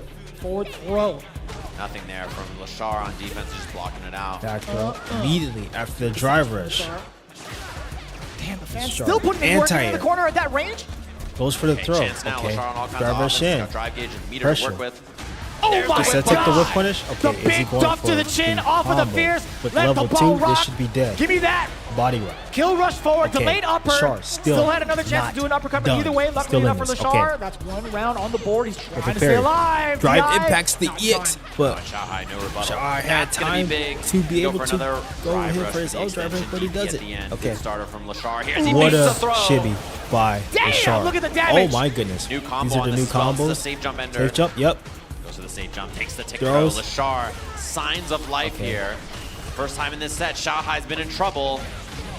Look at the killer bee sting, dash on up, Ooh, delayed back back throw now. throw by Xiaohai sends out a Xiaohai. fan, Gets sends the- out a message. Leshar not ready to respond just yet. Throw Another again. throw. A lot Xiaohai's of being mixed very signals liberal coming just from to get these Xiaohai, throws, and but he gets the overhead. Delayed ever so Okay, slightly oh in case no. a wake up button came out. Wake and up the throw bait tech right by back Leshar. after. That's kind of. I would have That's deep. kind Oh of no, he dangerous can't right eat now it for like Leshar where he's okay. at. Leshar The big opener gets off on the the counter board. hit. He stays alive. He's 2 to alive. 1. Huge win there. Leshar fighting back. And you know, something about him normally is I feel like when he goes down in sets like this, it kind of just looks like, well, you know, Leshar might not be on it today. He's not on a heater, right? But fighting back and playing that round really well. I like that he got more active. He's playing the game more. He's not just playing passive. He's trying to be active. The field goal is good. Leshar actually calling out the fans correctly this time. He tried DI in that previous round just a little bit too late. Yeah, and I like the DI attempt. He went for a harder combo there, missed the charge flicker. What happens when you play 3 characters and you're, you know, juggling all 3 of them? It's difficult to get every hit confirm, every situational combo correct. Surely. Big jump. Big jump. And the corner carry as well. Being able to cover that jump, at least with a jab, it's totally fine. At least for Leshar, I should say. Now he gets control. He gets that forward throw, and wow. Xiaohai just immediately responding with an OD uppercut, not feeling the pressure from Leshar. Wow. Anti-air crushing medium kick too. And Leshar, he can get single hit confirm into OD blitz in a level 2 here, which is big, and he sees the drive rush. What's the confirm here? What? Oh, my goodness, he misses the combo. He's done. Oh my, the heartbreaker from Leshar. And now set point for Xiaohai. This might be a little bit of a problem. All that meter gone too. That was the winner from Leshar, but again, his head's not as sharp. He hasn't been playing this character as much. Just a couple of the lights. Ryu and Boo. Back dash goes for the side switch. Down to earth for the side switch. Gets the big the trade. No. Okay, so Leshar's in good position. No whiff punish on the stand heavy kick, which is very whiff punishable. Backs it up. Xiaohai is spinning meter liberally in the hurt box of Mai there though. Okay. Figure it out. Xiaohai now trying to get antsy with that jump. Leshar still ready with the anti-air. Xiaohai trying to that approach again. What a combo. Safe jump. Situational awareness from Leshar. Jump back jab for the anti-air just in case it's a dive kick. We're seeing a lot more of the spark fireball option coming in from Leshar, right? To suppress Xiaohai from even trying to go for the fans more often in that range. Damn! Superman punch in the grill! Yep. Force burnout here as well. Instead takes the throw. Xiaohai in a bad spot. What was that? Missed there from Leshar. And now nice back dash. Okay, I was gonna say he has the back dash. Staying alive. The last time he saw the, Was that an attempt at a spark for a meaty spark? Not sure. Oh, I thought it was a flicker, so it was a light kick. Possibly. Man. Oh, and the punish. Xiaohai gets the corner here. He just takes the level 1. Getting the resources here. And what a sweep, too. Yes. You know, definitely take that for Xiaohai. What a whiff punish by Xiaohai. I'm surprised he went for EX Ryembu because EX Ryembu is so inconsistent when it comes to. He should have the heavy one for sure, especially in Flamestalk, is more consistent combo convert, but it's okay. Oh, and the hit confirmed. It's the dream. The delay cancel. He's trying to Shin Dream on the Evo stage, and he hits it. Oh, he is. Dash forward, heavy punch. Pulls up for double dash for the ender. And he goes for the empty jump low. The shark biting back and holding. Crazy. Two piece. The crowd absolutely involved, absolutely erupting for that finish coming in from Leshar. I love everybody coming together to see the Shin Dream bounces. You guys are doing a phenomenal job. Huge improvement from last year. You guys are doing great. I like that. We all seen it so many times now. We're used to this Ed combo. We're like, all right, another day in the office. We're back into our final game between these two here. Loser's side of Evolution. Loser's going to be going home in 7th place. There's a reversal. Leshar getting active. I love that. Leshar call out. Punish counter, trying to get the playing to nullify that but fan, he gets punished for the overextend. Okay, Xiaohai overhead is successfully blocked. Fears to check the movement.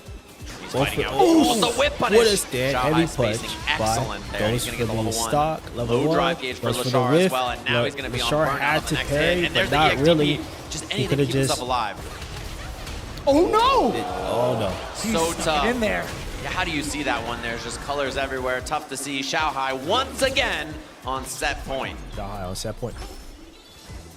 Anti. Very deep uppercut. Leshar goes for the throw. Does get the forward throw. Double dash. Time to hustle. Low forward punishes the crouching medium on this. Doesn't go for the drive rush. Throw. Xiaohai, excellent position here in the corner. Drive impact. No, you cannot do that. That was the regular charge one. That wasn't the fully charged one. Here with the level 1. This is looking very bad for Leshar, and he goes for the DP. And he apparently alive. Xiaohai with the mistake, but tough spot. How does he survive? Chip is imminent. If Leshar continues to back away, he does get an opportunity for the flicker counter hit. Nothing behind it that's super big just yet. But okay, now he goes for level 3. This should we were talking about the big conversion. This is the critical much. But more importantly, he's out of burnout and he's in control. And he very steals a good burnout much from Xiaohai, position. Who's got to deal with Ed with no drive gauge. The reaction of the young man himself, Xiaohai, eliminating Leshar in a 3-2 nail biter, just like that. You can't be upset at that. You genuinely cannot be upset at that to try it in that exact moment. Xiaohai, he was just too ready.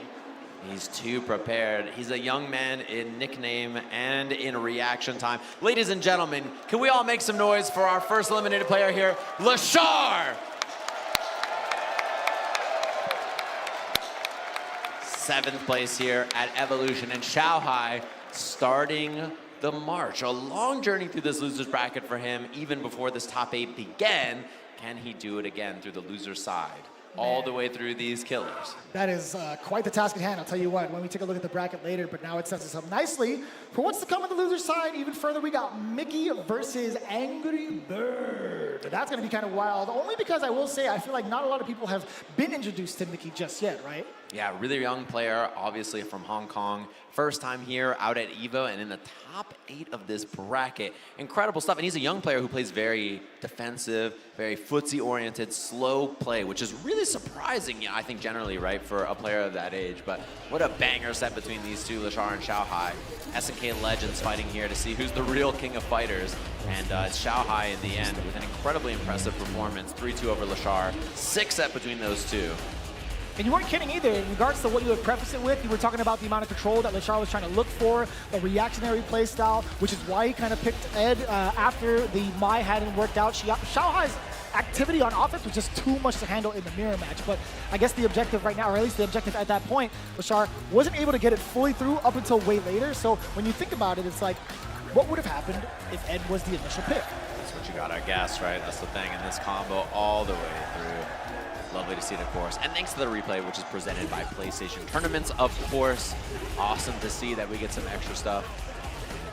And it's cool to see even in these moments, the clutch plays from players like that. Like Xiaohai he's just dead if he's not right. And he's reaction time, excellent stuff, of course. So hopefully everybody enjoyed that. And we're ready for our other loser side of the bracket to see who's going to be our next eliminated player and narrow down that top 8 to the 6 players who will be in our top 6 of here at EVO. So again, if this is your first time seeing either of these players, we talked a little bit about Mick and his character choices, right? Cammy has been on the screen a handful of times on the stream as well. At least Mai also has been the choice for him, if I'm not mistaken, right? Yeah, I've seen a couple of characters from him, of course. We have our White Claw Zero Proof Path to Victory, how they made it here. And Mickey, the young man, beat a lot of really strong players here, as you can see earlier on. Took a loss to Shine right outside of pools, and Shine had that deep run. He was in Winterside top 24, where he lost to Kakeru for the first time. Beats JP King, Smooth King, and then, or 2 Kings back-to-back. Adrian Riven, Challenger League of Legends player, 2200 MR Ken, very strong player. Damn. Hope, VX Bow, Taco, Shine in a revenge match, Ending Walker, and then Tori Meshi, the GOAT Dawson. That is quite impressive. I did happen to catch that on day 1. I feel like between Mickey and Shine, that was actually very, very impressive to see the kind of stop that Shine had with that Kimberly. But let's move on over to Angry Bird just a little bit, right? This is insane. Man, was shout out to Filipino Man in round 2. He took him down 2-0. Then Ugong right after 2-1. Tony Shui 2-0. Moke, Yamaguchi, Momochi, just for Gets him there, yeah. And then he had those matches, Moke, Yamaguchi, Momochi. 3 of Japan's finest, back to back to back. I'm still floored that we had that in the top 96 between Angry Bird and Punk. Yeah, 2 EVO champions fighting that early in the bracket. But there's something different about Angry Bird at EVO. His results throughout the year, he says that this kind of a format where he just fights all day long and he has to qualify from out of pools to top 8, that second day of EVO, that's where he thrives. He's like, I play well in that day and I need to fight all day that day. If I've got that spark, that fire in me, I can do it. When it's split up over 3 days, the top 24s in the 3rd day, it's harder for me here as we're jumping in to loser's side of the bracket here. Mickey is playing. Mickey and Angry Bird. This is a young man on the right side of the screen, born 2008, 2009. That is actually a wild statistic to hear, I'll tell you what. Yeah, one of those 2 years is my memory serving me correctly. Really, really young player. I remember hearing about him 2 years ago when CPT just started. Really strong player. And in the top 8 of an event like EVO up against the veteran, an EVO champion, who's found the light punch and light kick buttons on his controller. Yeah, mapped out or not, he's still going to go into it, right? No macros for him, I'll tell you what. Nice. Angry Bird goes for it. Oh, he's done. Throws. And this is actually a great start. Or a great rebuttal, I should say. Oh, the what a reaction! That was, the option, like, you're right, actually. That makes a lot more sense. I was about to say, like, there's no way. There's absolutely no way that was real reaction. I mean, he's young enough to do it, though. Definitely can. Option select. Angry Bird, look at that. The way he plays, I'm always so impressed. He's such an aggressive player. He's so consistently confident in his own decisions. And that's one thing I really like about him. He doesn't take time. He's like, I know the correct thing as we see hooligan action. You get a couple of jabs on the way out as well. Angry Bird delaying the throw after the drive rush. Charged fireball to get himself in as well. Mickey not looking too bad though. I mean, he's kept his drive gauge pretty stable. A couple of parries on the way in. Yeah, I like that. Uppercut to track the demon right now. Flip him a little bit off the hooligan. he didn't put the level 3, which is what he was looking for. He woke up with the Raging Demon, and Mickey just throws him out of it. It was actually kind of wild because off of the initial spiral arrow, he was just 1 pixel away from getting that level 3. Wow, raw overhead in mid-range there from Angry Bird as well. Looking for that a couple of times so far. Yeah, just going for it once again. Trying to test the ranges out. Yeah, forward fear is definitely one of the better normals to kind of check from way further out. We do get the forward throw. Trying to beat an anti-air there as Angry Bird. He went for the early demon flip chop, and Mickey does not bite. At that time, no anti-air because of it. So Angry Bird changing up these air approach options, trying to throw him off. Yeah, considering he's plus after that, he's able to get a strike throw mix if need be. The spin knuckle immediately after the driver should possibly check Angry Bird. Way he walks up too. Angry Bird very good at using Akuma walk speed to dance in and out of those ranges, just like that. Oh, forward fierce yet again. Charging the fireball. Forward medium kick to keep Mickey in place. You can't go airborne in front of him. He's been mad consistent. Back-to-back uppercuts against the demon ray from Angry Bird. Overhead does connect. A full conversion.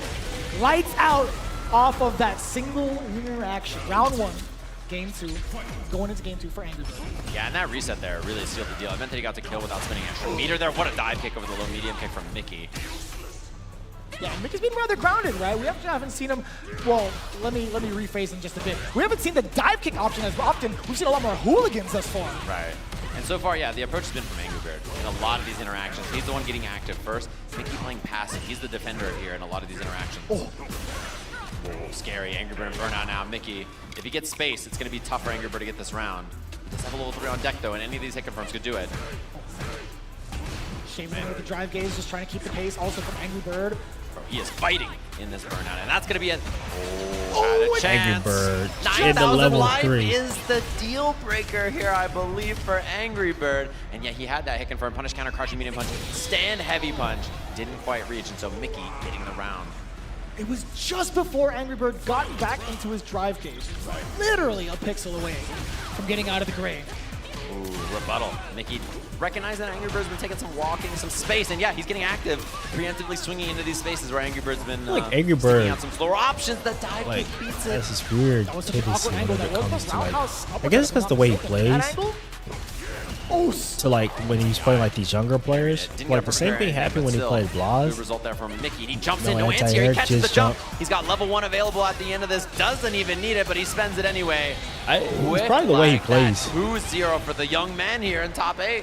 Can you repeat that stat real quick? 2-0, you say? That is phenomenal. Because you can't be swinging against these young kids. Locked in, unfazed on this stage.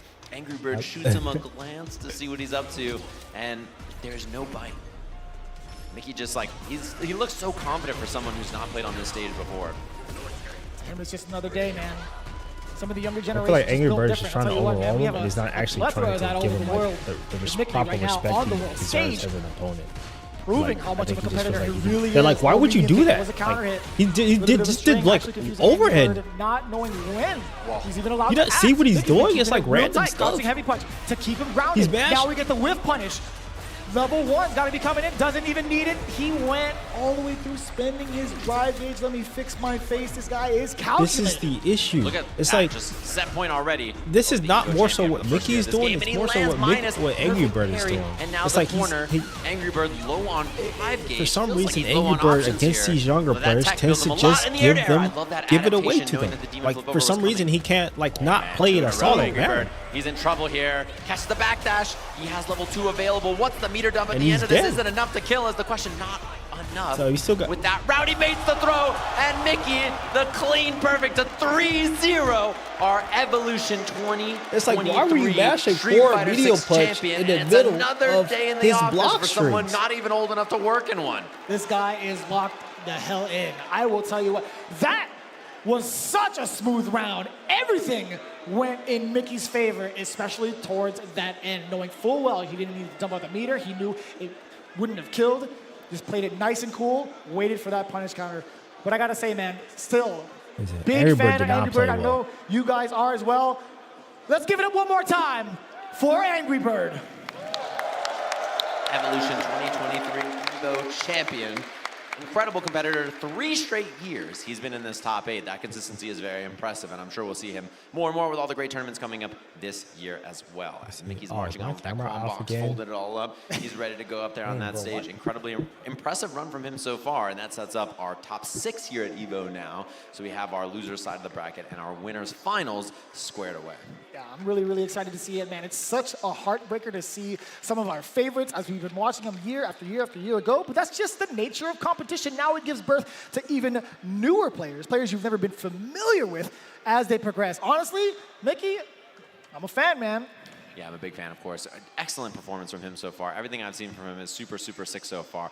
We have more Street Fighter action for all of you at home, of course. But there's going to be a burrito meter during the break, which I'm sure you're all very excited about. So the crowd's beginning higher here for Chipotle. If you spam emotes in the chat, you can win yourself some free food, okay? So make sure you spam those emotes in the chat. Pick your favorite one that you have from your favorite streamer and let us all know that it's going to pop up on the screen. Take a short break. We'll be back with more Street Fighter 6 Top 8 here at Evolution in just a little bit.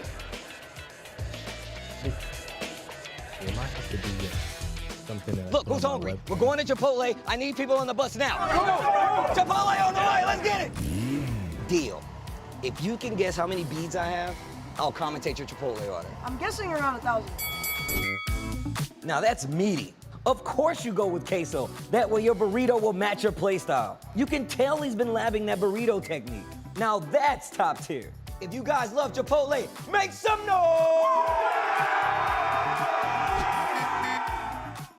I won PlayStation's Road to Evo and went head-to-head with Arslan Ash. I won PlayStation Road to Evo and battled against Sonic Fox. I have never seen that in my life. To compete on PS5, choose your game, find PlayStation tournaments, and register. It's that easy. Sign up for PlayStation tournaments for opportunities to win unique prizes and much more. PlayStation. Well, Vaya is laughing right now. Look at Vaya laughing right now. Oh, he's doing a dance. What is he doing? Man, he's too ready, you know. Not today, man. Oh my God!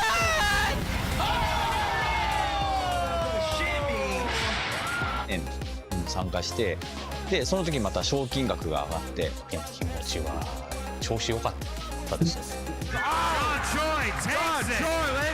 So it's much more than just playing. It's being a part of this community. Why is it my camera showing?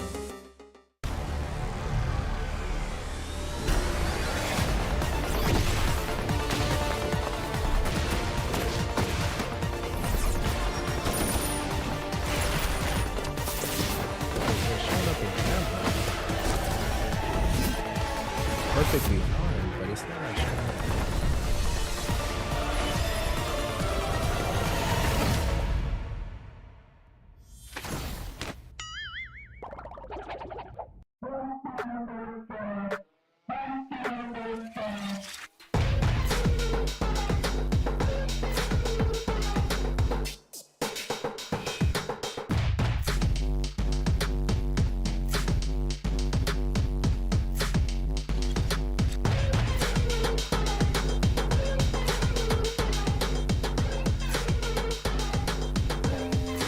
Hold on, I'm fixing my camera.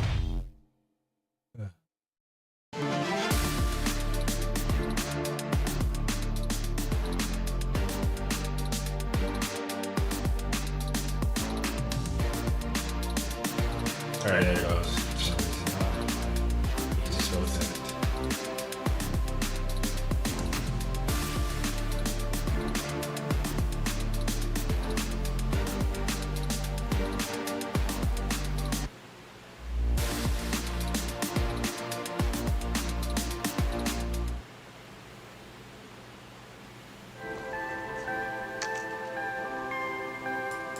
Alright, there we go.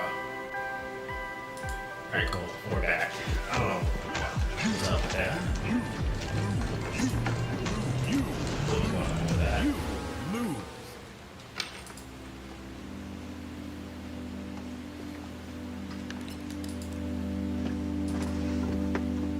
Hopefully, a lot of this other stuff doesn't happen.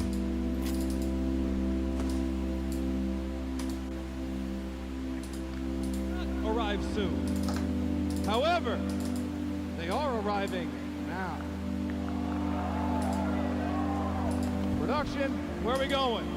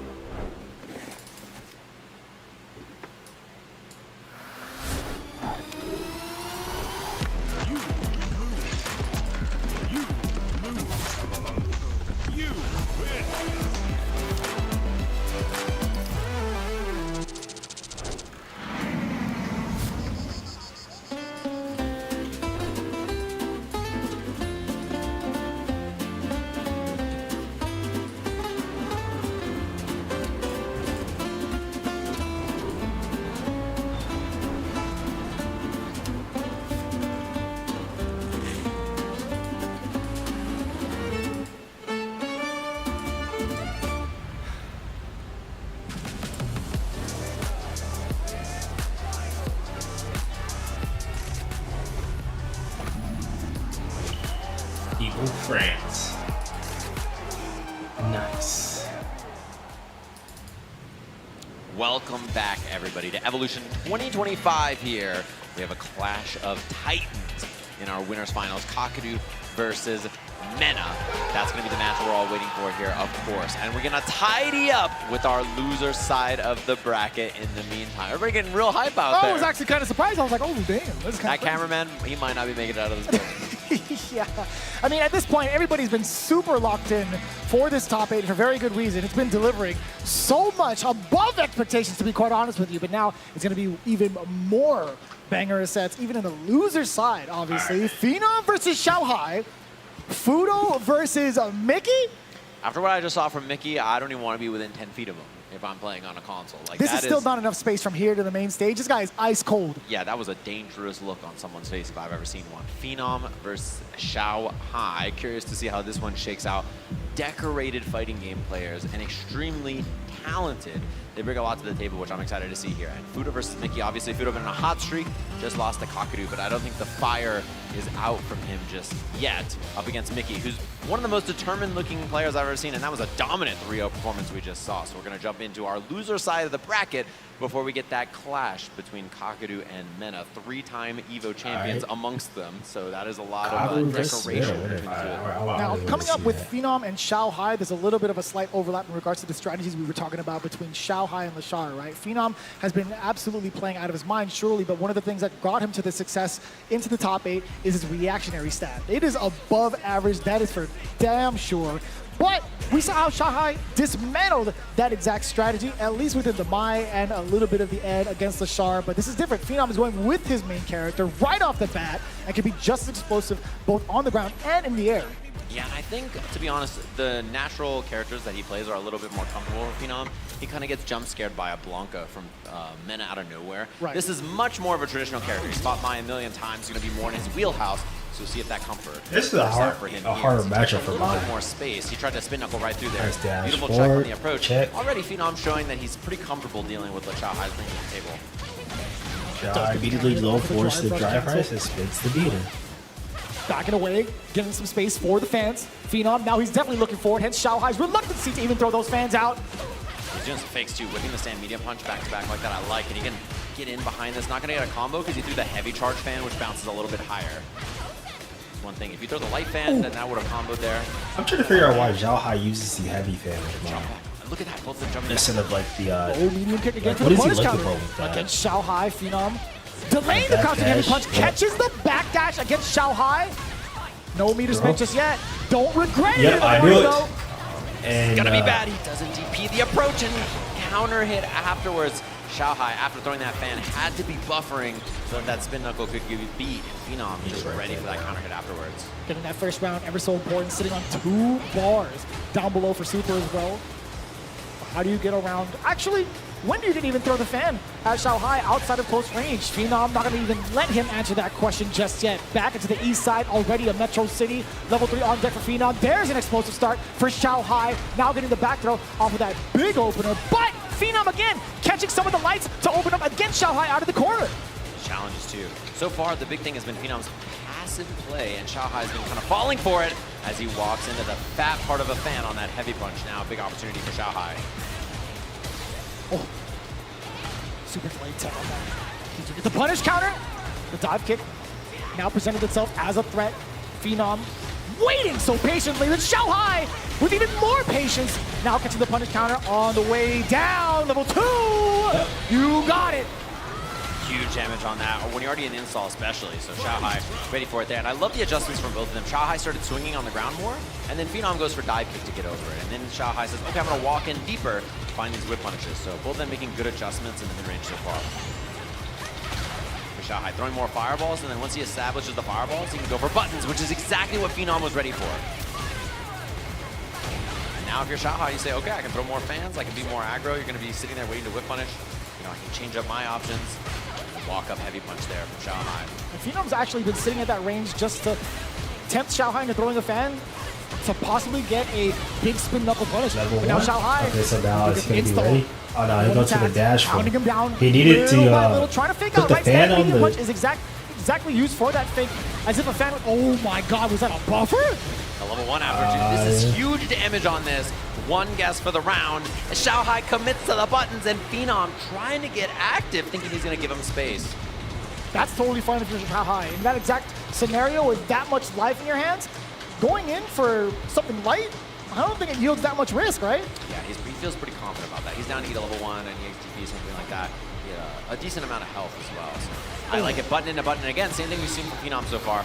Passive, solid whip punishment on the ground. Nothing overcommittal. Oh, there it is! The spin knuckle in reaction to the fan. Couple of lights, the frame kill. Spiral arrow. Wow. You gotta recite my space, man. Dude, Phenom's corner pressure so far, so overwhelming in this round. Xiaohai having a lot of problems. Oh, and the perfect timing to get the perfect round.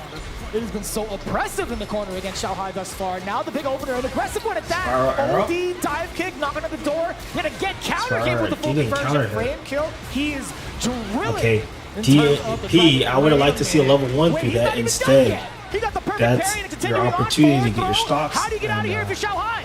Dude, he can do no wrong. This game, Phenom is just correct over and over and over. He's one hit away now. No level 3, DP. He's a fat jump in. All right, level 1 gets it. So he has to throw the fan, throw it. Chance for Xiaohai this round. He's got to wait. The reason why I said he had to throw the fan was because he needed the drive gauge to replenish. And if he was just going to do EX, he can just punish it. He's recovering fast enough crouching medium to kick be able to tie this setup. Bam. Or I think he might have had level 3. My bad. That might have been a bad call. It's the street fight, dude. Yeah, why does she need to do all that? Unnecessary roughness, I'll tell you what. But again, you talked about Xiaohai finally getting that big opener to kind of bring that space away from the corner and also pushing back Phenom in that fashion. There was not a lot he could really pursue, right? He didn't want to drive much forward, obviously, because he only had 1 bar drive gauge left. He just had to play passive. Yeah. And that's tough to do when Phenom just turns on the aggression. Yeah, and that's Phenom's goal. He wants to play second here. He wants to let Xiaohai whiff and then get the whip punish. And so Xiaohai needs to operate around that, right? Find some fans, find some other options to represent instead. Make Phenom, swing first or get active so that he can get the advantage. Throwing fans here, trying to force Phenom into a different response. And there's the jump, right? So that's the thing. Phenom didn't need to jump before because the fans weren't a threat. Once the fans become an option, you open up the jump, and now it's time for Xiaohai. You get the killer bee against the bee sting, now into the corner. Xiaohai backing away just a little bit. The roundhouse yet again, not really finding a lot of success with that button in particular against Phenom.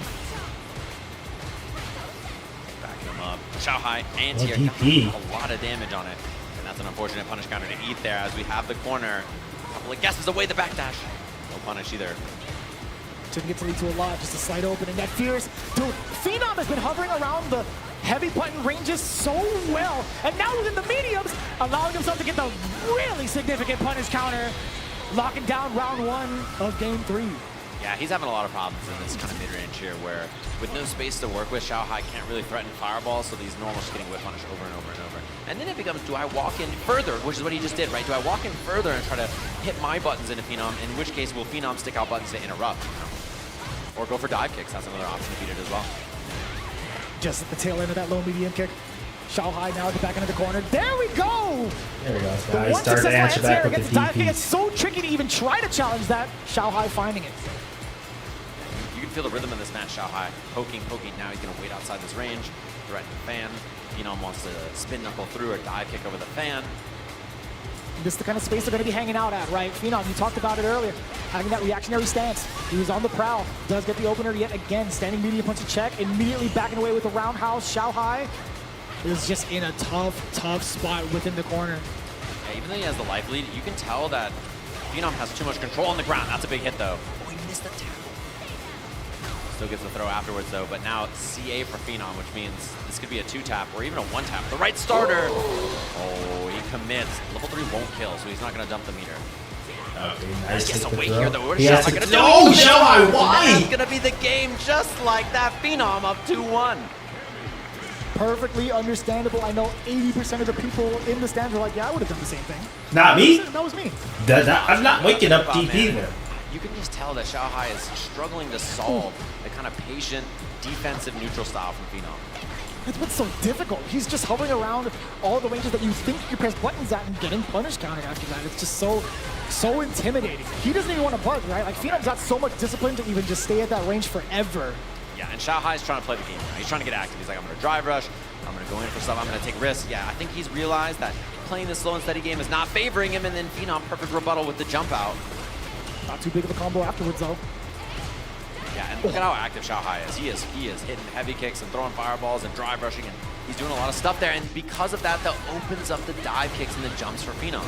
We're starting to see the cycle, right? Xiaohai, as soon as he gets focused on the ground, Phenom could potentially open up with another dive kick. Maybe a hooligan could be introduced, who knows? But now, still within a spin knuckle range against the fan. But Xiaohai's not afraid of that. He's still got plenty of life to go with. We're seeing that Xiaohai, he's whipped a couple of times, but Phenom didn't whip punish because he's worried about other stuff. He's worried about drive rushing, jumping, fans, all these other options. So he's getting himself some space, and the reaction is good. I mean, Phenom's one away now. So is Xiaohai. No DP. DP. Anti-air. No anti-air. And the DI perfectly calculating that drive gauge. Phenom set point. That has to be the perfect example of what the mental stack looks like after a big set like this, right? With everything being introduced, or actually everything being cycled over and over again between the ground, between the air. Not expecting that DI at the end. Nobody blames Xiaohai for that. Yeah, the button burning you out and then the drive impact after so difficult to deal with. Check on that. Is there a wake up? There is, and Xiaohai still down to get active with it. Phenom not respecting it yet. In this round anyway. No anti-air at all. That man's been anti-airing short hops his whole life, and just a regular Kami jump goes unchecked. So difficult. The blink of an This is Kami. You have to play on the ground. Phenom applying more of that pressure. Match point is on the line. He just needs a single opener outside of this throw, especially. He has some gauge for a single hit confirmed cancel to call it lights out. Nice there's DP. the uppercut from Xiaohai, and there's the throw. Xiaohai's still in. You gotta be careful. Phenom level 3 available as well, which means that was a that bullet is no lift. He has level 3 reactions to these fans or any kind of whip punish. Xiaohai playing a dangerous game, and the hooligan, he ducks it. He knew hooligan throw was coming. The overhead nicely blocked. Oh my god, DI is a threat. His offensive pressure is a threat. That the dive kick spacing, and he's not ready. Xiaohai staying alive. DI. Jab. Okay. I panicked when I saw that drive impact. I mashed on the table. Physically. We're ready. That's the hard part there, being so sharp the whole time. A lot of things to ask. He just, the classic, block the jump in, DP afterwards. Oh. Big opener here from Xiaohai. Low on drive gauge though, so he spends the level 3 to recover it. We will 100% take that. That's a big deal though. It means no level 1s for fans, which is a pretty big factor. Phenom's going second with his meter here, which means he's gonna have drive gauge advantage. Uh-oh, Xiaohai low on drive gauge. You saw him trying to continue the pressure with the OD fans because of the lack of pressure from the, at least without a level 1.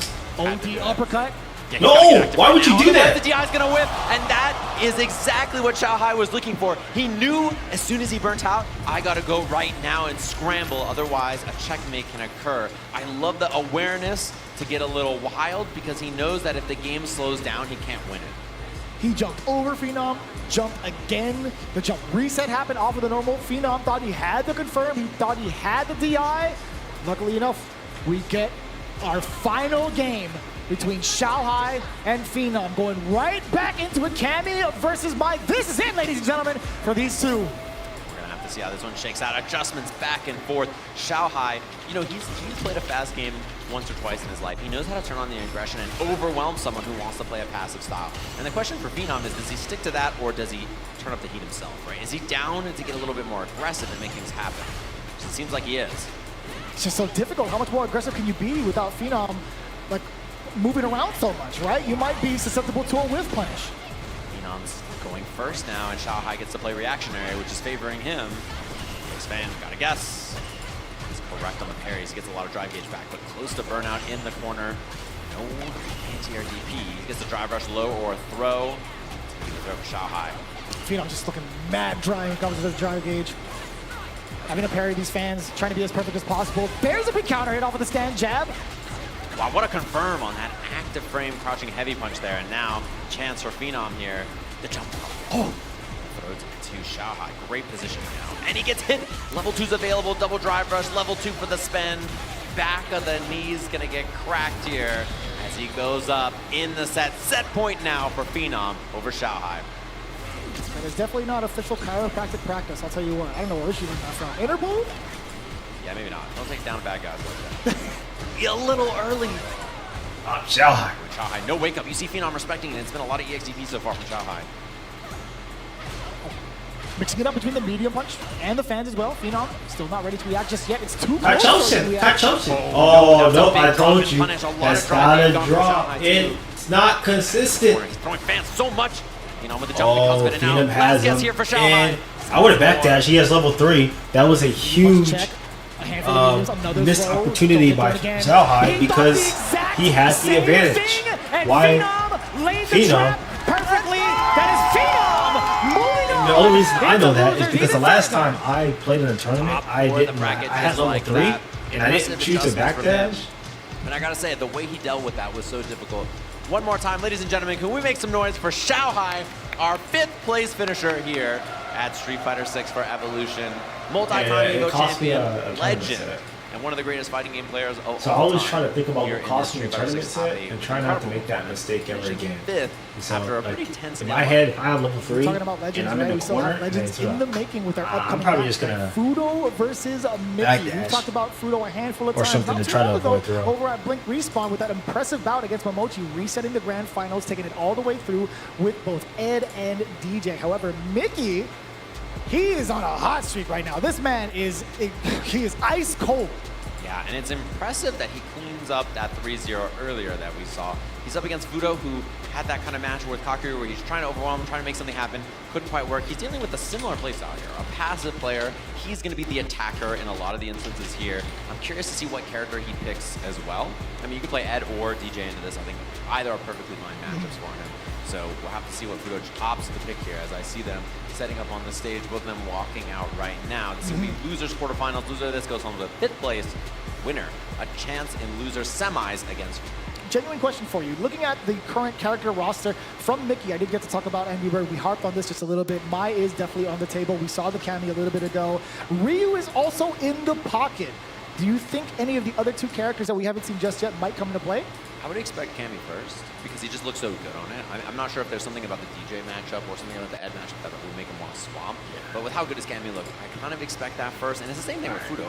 I'm not sure whether he feels more confident on DJ or with Ed in this pick. So it's really just kind of dealer's choice for both of them. Yeah. It's going to be kind of wild to see, honestly. It really, really depends on what the first opening gambit is, just based off of the character selection alone. That just tells you, man, there's a lot of diversity in the characters we have in the top 8. There's a lot going on in regards to the current meta. You're seeing a lot of the characters kind of mixing around in terms of results in these last couple of big Capcom Pro Tour events here at EVO 2025. They're getting themselves set up and ready to go. I'm so excited. If you're a Street Fighter fan right now, you have some really, really heavy hitters up on this stage. Mickey, for me personally, came out of nowhere, son. For me personally, man. I've only seen him like a handful of times just by name and name alone. Yeah, and that's how you know this game has found its mark, when you're seeing players who are incredibly young having success, and players like Fudo, right, who've been playing this genre for 20 years plus, right, who's still up here on this EVO stage, still performing, having success, and it's going to be cool to see both of them up here, a clash of these 2 styles, and I think a game and a community is good when you can foster both new talent, brand new, who are interested in playing this game, who've been playing, you know, for a while himself, but is young, and players who are legacy and familiar with the game, and both of those types of styles find success in one title, showing that you can play either way from any generation and find, you know, success and wins in a game like this. I would love to see, as Fudo's kids grow older, Street Fighter 10, Mickey in grand finals versus one of Fudo's kids. Fudo's kid just beating him up like, this old man's got nothing on me. Cycle. But no, you were talking about like just the different ranges of ages, right? The different amount of players coming in from all over the world. This really is Street Fighter 6 is in a really excellent spot in regards to their characters. All right. And that's the cool thing to see about this too, right? We see this bump there, locked and loaded. A couple of characters available for both of them. I do see Ed versus Cammy. The crowd getting excited. The walkout, of course. This is going to be a pretty difficult they skipped it. I'm sorry. That's my bad. Come on, man. You know what? Damn, the booze immediately? I agree. That's harsh. So we got our losers quarters here. Cammy versus Ed. And again, the big thing about Fudo's Ed, he plays this kind of range where he wants to flicker that range, and then he does drive rush, light punch, right? So he uses drive rush and flicker together to make his neutral game really hard to solve. Wow. Fall away. And that's something that's so tough to deal the with. Control. Mickey has a response for both of those options. What a bait. Nope. That is the specific Mickey bait that Ed can do. If he does drive rush, heavy punch, into charge flicker and back kill rushes, it auto baits DI just like that. So it's a setup you see a lot of Ed players do. Double drive rush into the kill here. Level 1 for the spin. He says, I don't know if he's going to beat Fudo because Fudo That's how he feels?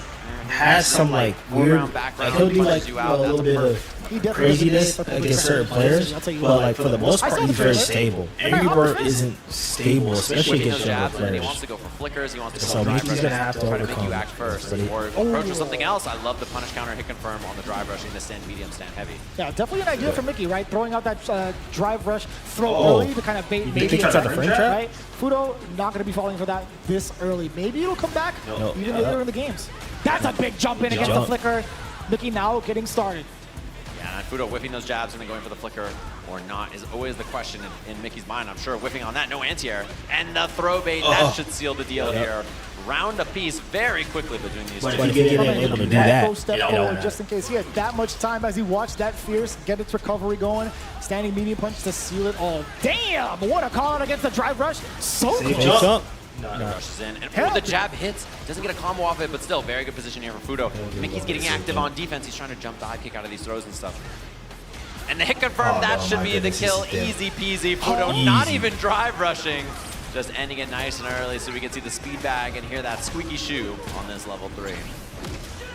Oh my goodness. Back-to-back perfects. That is the look. I definitely did. Fudo shot Double like, what up, little man? You ready for that? I've been doing this a long time. But that boy Mickey's like, damn. Welcome to the real world, son. He's like, I won Evo 2 years after you were born. All right, so he's that going is to the buy. fastest my swap I've ever seen. I didn't even see character select. Damn, the crowd is upsetty spaghetti. I'll tell you what. They just skipped it like right off the bat. You go, Mickey is trying to get this run going with mine. When he had the hit, didn't believe in it there. Fudo, I think so far, his style has been tough to deal with for Mickey, and I tend to think that his Ed style is really, really unique. He's the most active, most aggressive Ed that I see all the time. That's a punish. That was a little bit rough on buffer the execution by side. Street Fighter Fudo 6. taking a little bit of a That's mishap, probably what and that now was. he's paying for it in full. Mickey also didn't get the just parry. standing there with the parry. Yeah. Tried to get a drive rush, didn't get it out. A scary trade. Fudo losing a lot of space That's there. PS5, baby. Jab, trade combo. Let's go. Gets the knockdown off this. The official console of Evo 2020. Get the throw. Set up with the Heads spark up, and the fire. heads up.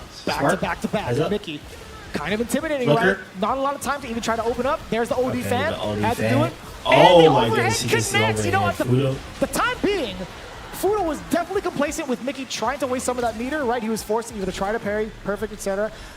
But as soon as that OD fan came out, I felt like he would have been like, That's a burn by put you in a burnout, etc. It would have been just fine. But Mickey now getting to level 1. Very good. One Positioning hit for confirm him. as well from Mickey into the EX Rambo. Very nice stuff there. And a bait. It's Aye. going to be a big one. Okay. Doesn't go for any kind of level 2 combo, just level 1 corner push, strip some drive gauge. Yeah. Efficient combo choice too. He gets a lot of drive gauge back by spinning that. Oh, just out of range and he DPs right through. Damn. Well, Fudo's got to win now or he's going to be burned. That is a very big backdash to start from Mickey. What's crazy is he didn't. Forces burnout. Yeah, and Fudo's in trouble. The combo off this. If he builds level 2, he can kill. He does not spend anything there, but the counter hit confirmed. Ties the setup just like that. I was so hoping he gave him the look back. I was really hoping he's like, yeah, I'm about that. Another swap. 4 characters already in this set if he locks in this DJ.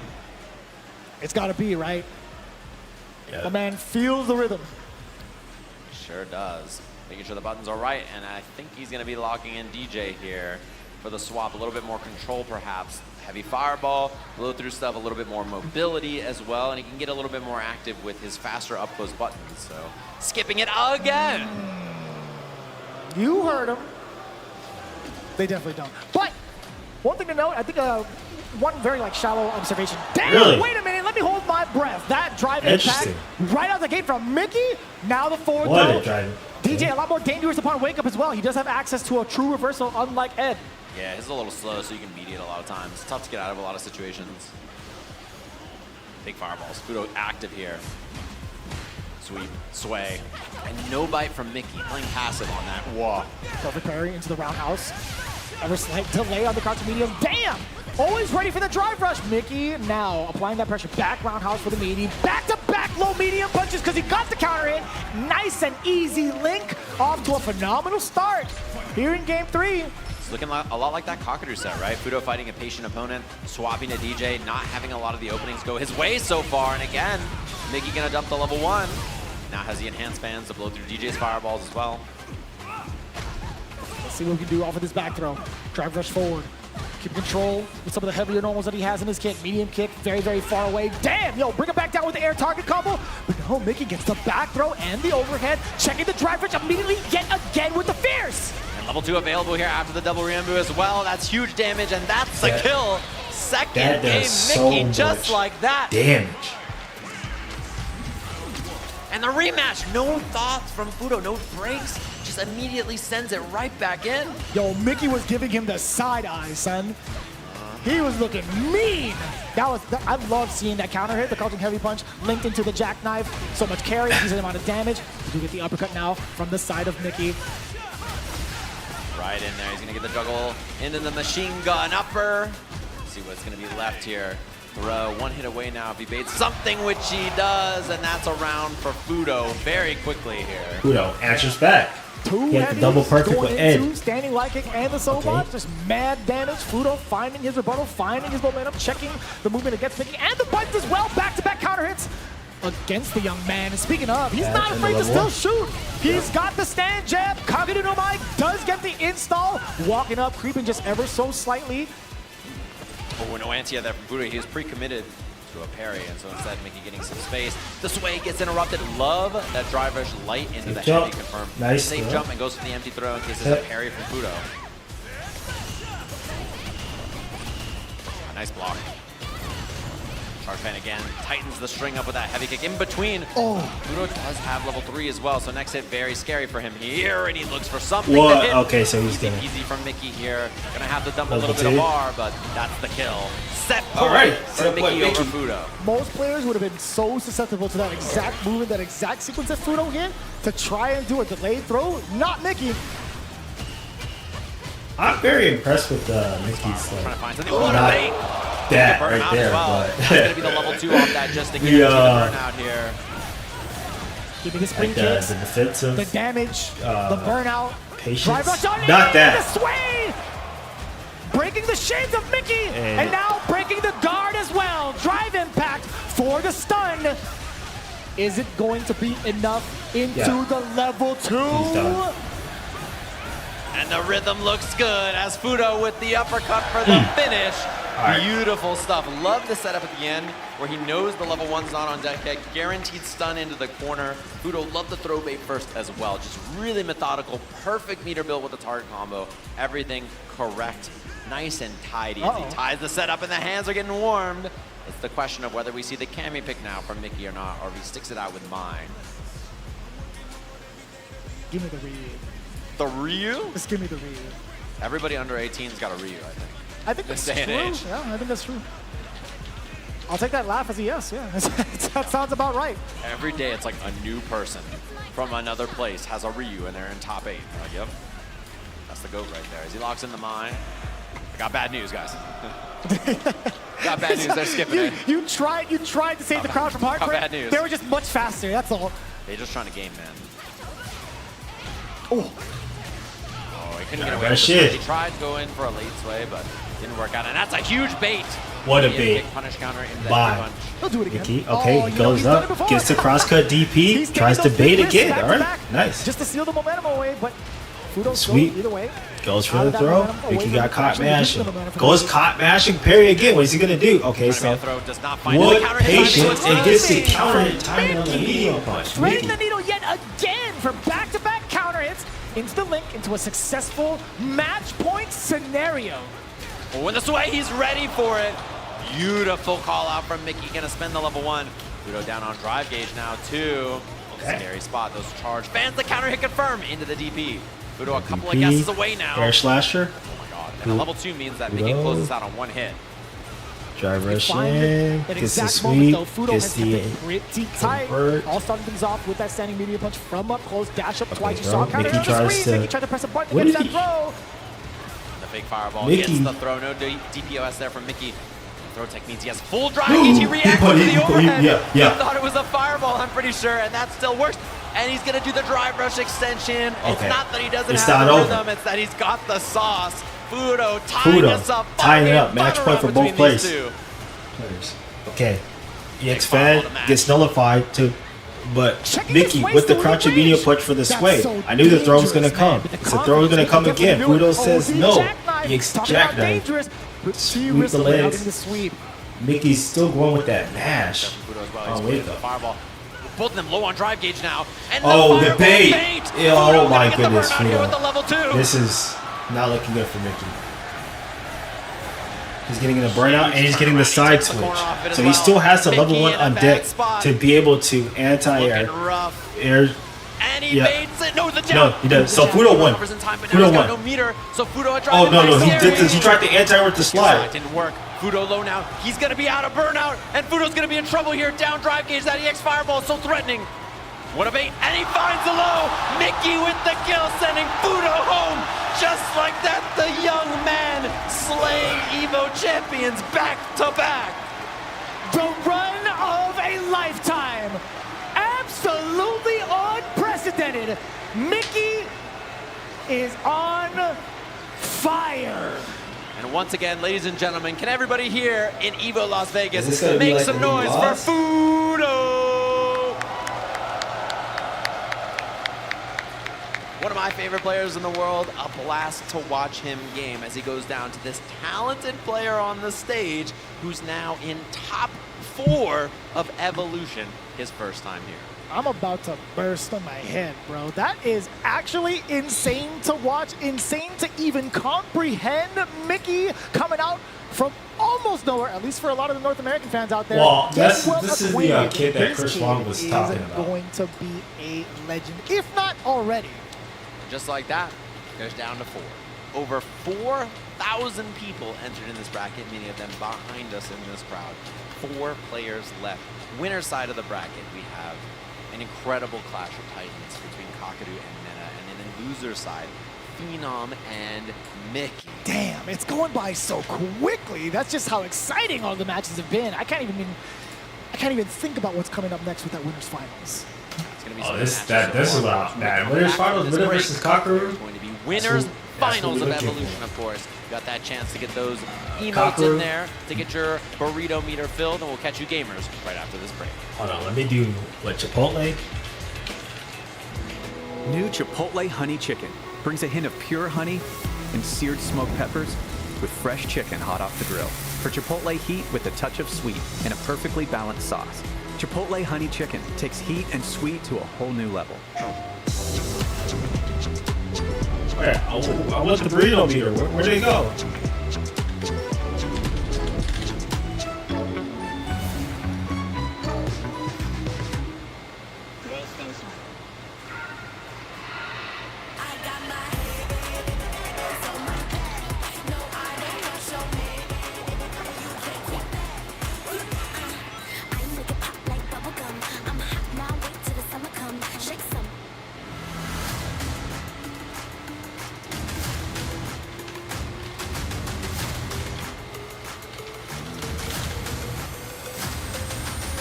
Where's it at? Where's the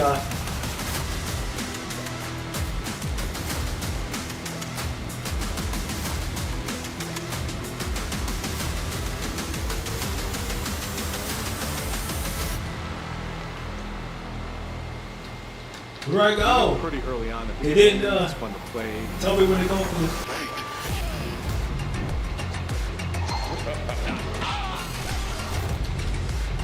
It became something that added to the mystique of Mortal Kombat.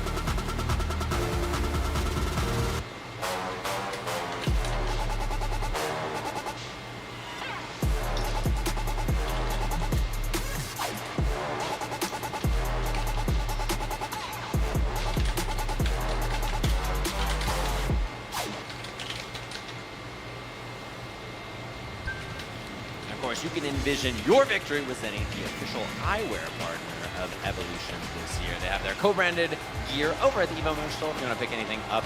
And if you need to see the frames to react to all those drive impacts, you can scoop them up. Thanks to Zenny doing this wire cam, so you can see the lovely crowd here at Evolution this year. We started this tournament over 13,000 people, I believe, in attendance, and we're down to 4 final competitors, of course.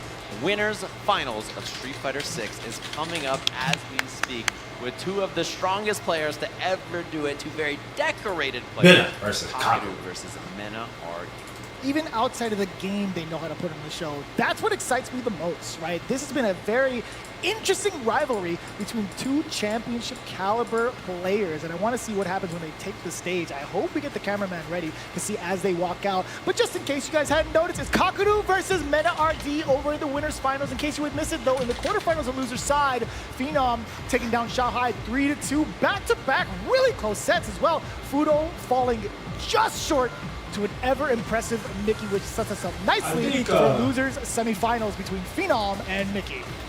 It's going to be a good one, of course. These winners finals, this has been, by the way, an Evolution final before. When Mena won his very first Evo Japan, it was Blanca versus JP against Kakeru. And now you see them coming up to the stage here. The perfect Perry Prince himself, Kakeru, strutting to the stage to have his face-off against Mena RD, the 2-time Evolution Japan back-to-back champion in our winners finals. This guy has been farming aura since he's come onto the stage. I'll tell you what, in his previous career with Street Fighter 5, he had made a huge splash. Wait a minute. Wait a minute. He's getting ready. He's already in place. Mena RD's not even on the stage yet, and he's already aura farming. Are you kidding me? He's waiting for a walkout, of course. And you need a worthy challenger, and he's on the stage. Mena RD here in North America. He's not even looking in this direction. He's not even acknowledging the fact that he's waiting for him on the stage. He's getting ready. Oh, he got it. Oh, okay, this is what we're talking about. All right, let's go. 2 of the most bad men on the planet in Street Fighter 6. And Kakeru says, you want to beat me in Japan? I'll come to North America and do the job myself. Oh, man, this is going to be absolutely insane. Our winners finals, and I'm sure we're going to see the match of JP up against Blanca, the very fate for Kakeru, where that amnesia got baited and he got the job done there, as we see these 2 staring each other down, not only in real life, but in the game very quickly here for our Street Fighter 6 winners finals here at EVO.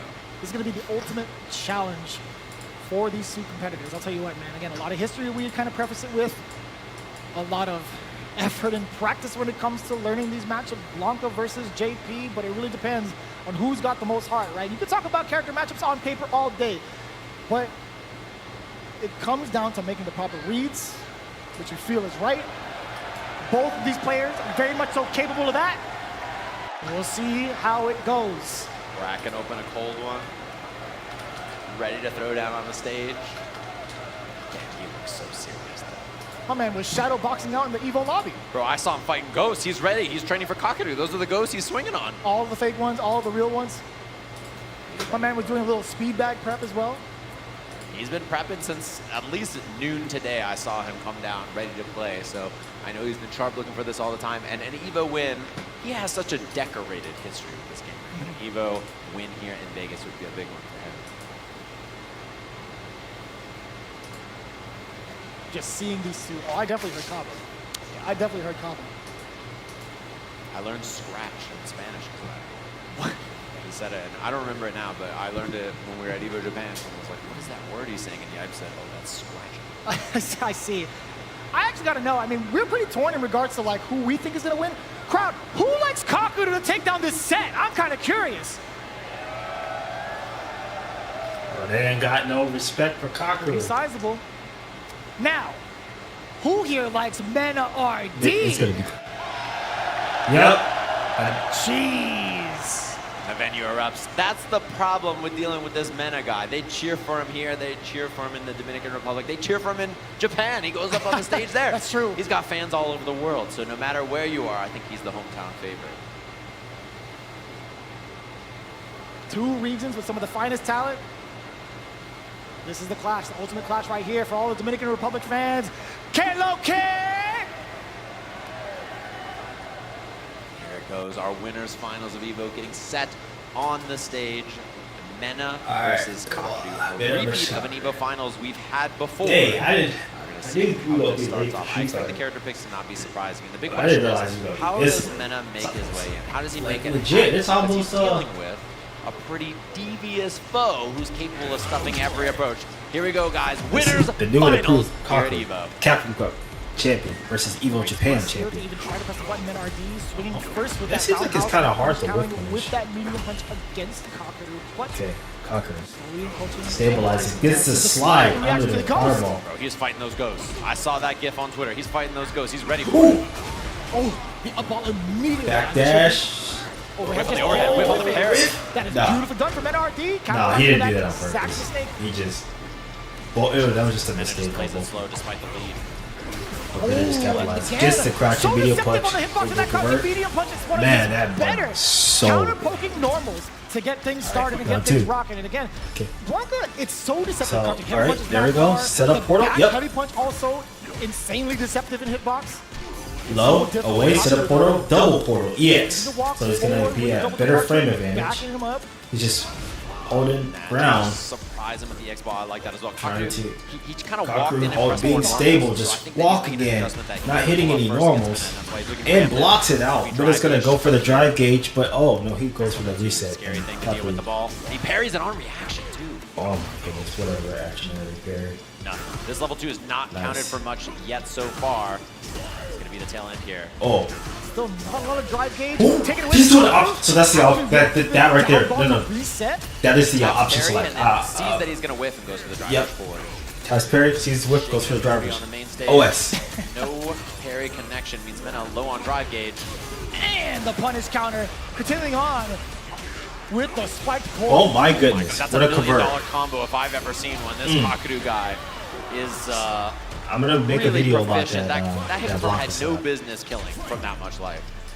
And that was like a 40-second perfect. That's a video, guys. That's gotta be a world record somewhere. Getting it out. Mena being a little bit more active, and look at Kakeru trying to be fancy with the air approach. We haven't really seen power crouching from Mena RD, trying to bait out something perhaps. Pulling up. I like the forward medium kick again, trying to catch Kakeru with some kind of low there. Ready with the anti-air, double portals out, and Mena's got to put the brakes on, wait it out. Parry gets out. Oh. Departure for the teleport. Oh. Can't watch out of that. This is where Mena cooks. His offense is excellent. And he goes for the jump out. Air ball. And bro, why is that still plus? Two available. I can't believe that was a counter hit. Kakeru's a couple of bad guesses away here. Another throw. Does he amnesia or not is the question. Doesn't go for it, but the empty jump to bait the anti-air. What a play by Mena. That is another set. Solid reads back to back to back in the first game. Kakeru, do you think he has to be a little bit more active, at least in closer ranges, right? I do like medium kick as a possible option to maybe poke Mena RD, but he tried to dash jump, got greeted with a fierce instead. Yeah, Mena's good about putting out preemptive buttons and then surprising you with his own approach like that. The thing about him is he can just tell when it's time to go, and I think that's a unique skill that you can't really learn anywhere. You can't feel it out. You just have to know. There's a tick throw afterwards. Corner pressure now. Kakaru got to make some guesses. Does not commit to a reversal. He has not amnesia yet. Oh, just barely out of range from the air ball. Kakaru getting the first big opener of this round. Mena just waiting it out. Doesn't even parry. EX ball not in time. Wow, perfect parry on the departure even. And he tried to empty jump that anti-air again. I like that option, but ball gets punished by that departure he left behind. Yeah, Set up the portal. Hang back just a little bit. Mena RD forced to respect Snaps. it. Forced to respect it. Seeing if there's a check from Kakaru. Rainbow ball shallow. He's just buying time in the hop forward. No response. Maybe he feels like he's going to be overextending if he did, right? Mena RD. Nice. He might be able to blip punish anti-air, and he's going to die for that. What a pickup. Anti-air looking to finish the job with the OD. Alright, Kakaru. And now Mena knows that he might be able to bait out that crouching heavy more and more. Oh, Street Fighter 6. The corner push off of this as well. Ball in. He had the read. Sets up the doll. Set up, yep. Gets caught mashing. Very delayed. This is. Oh, the delay on that. He gets the rainbow after he can set out another doll here. Oh, Kakaru in a bad spot. The delay Kakaru tried to backdash or jump out. Little fella, get out again. Goes for the OS. Perfect parry. Goes for the throw. This should drive impact. Oh my goodness. This is going to be And he very. still has burnout here as well. The wake up jump from Mena to get out of there. The ghost. He's looking for the level 1. That's the question here. The hop in the level 1 is not the throw. It doesn't kill. And he gets tried the to wrong go for the input. sweep. I'm pretty sure he wanted to anti-air and he Yeah, got he the went sweep. into it, but he got the So sweep. now, Mena threatening a 2-game lead. I'll get it, yeah.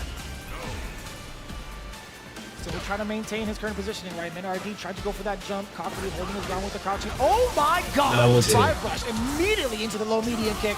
Lightning Beast yet again. Give me the back and forth. Give me little man. It's out there too. Is a striker throw.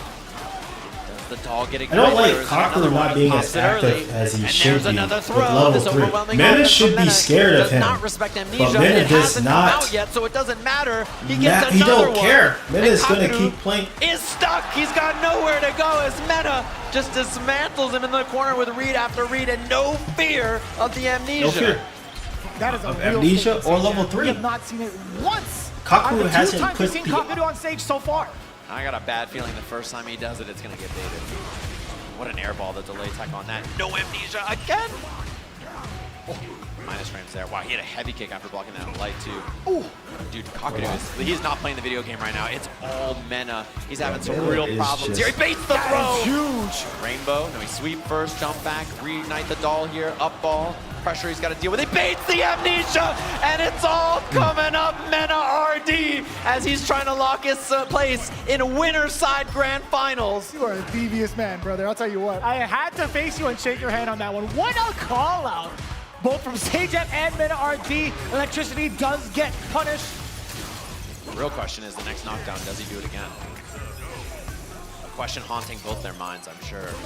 Oh, drive rush into the roundhouse. Okay. Great activation into the Lightning Beast coming in from the electricity now, trying to catch maybe a walk back into the delayed low medium kick. Man, The pressure's Kakaru still isn't on looking because as of the sharp. burnout. It's gonna be a pretty huge factor. Jumping out of the corner is Kakaru getting a punish counter. Off the jump out. No combo from Kakeru though. It's a big one. Air ball. But he went for the parry expecting a rebuttal. And out of burnout. Into, wait a minute. He tried and wow, what a pickup on that. The low tap into the heavy punch as Kakeru stays alive here. Had me a little bit nervous. I'm like, wait, is that spike gonna be coming out since he whipped that roundhouse, that jump roundhouse attack? Double spike down below. That's a lot of drive gauge for Kakeru to spend too. Below the threshold for a drive rush. Cancel off of normal, that is for sure. Whip.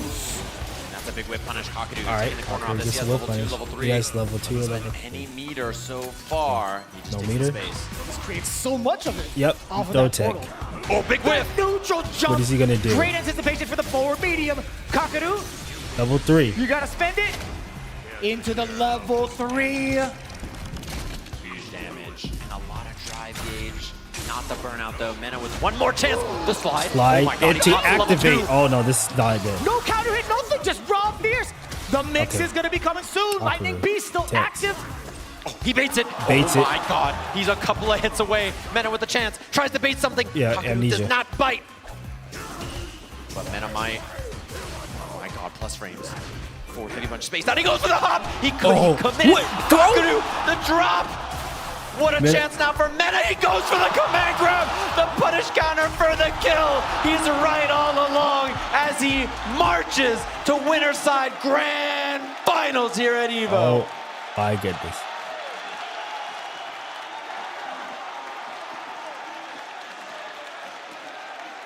The man of pure heart. One of the smartest minds in the fighting game business. And you saw when Kakaru played earlier on this stage, it looked like you couldn't play the game.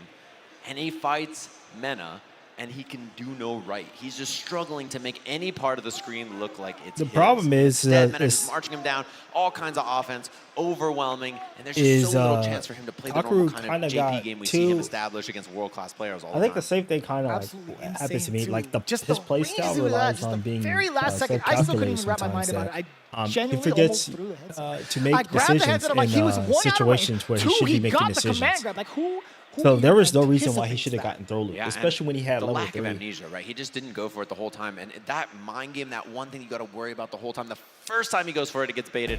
It's a heartbreaker, and it sends Kakeru down to loser's bracket. He's going to be fighting the winner of 2 hungry players down in our loser semis. Phenom, who had that loss earlier to Mena as well, and Mickey, who's just defeating EVO champions back to back to put himself in top 4 looks like of Mena Evolution. might be winning. I can't believe it, right? So many different ways to get such an established storyline, right? Phenom, we haven't really been able to see him get into a very, I want to say like high placing event just yet outside of like the World Warrior Series. Mickey coming up in his very first offline event, it being EVO as well, just within top 4. This is going to be so intense. Then they have to face off against Kakeru? Are you serious? And how is he doing? How's Kakeru feeling after that loss we just saw? Is he going to rebound very quickly here, be full power again, ready for the next competitor, or is that just haunting in his mind and going to be a problem? That's the question we have to ask ourselves when we get to that losers finals. Yeah, it's going to be pretty hard to call right now. But Phenom versus Mickey, this one's going to be a blast for sure. Is it going to be the Cammy mirror match, actually? Phenom and Mickey? Could be. It depends on whether Mickey wants to run that as well, right? Whether he's comfortable in the mirror, he wants to play mindset or something like that. And the thing we have to wonder too is who's going to be the aggressor. What is wrong with so passive so far, both of them, right? You Not two. being very committal. So it could just be a standoff between them two, or one of them might turn on the heat.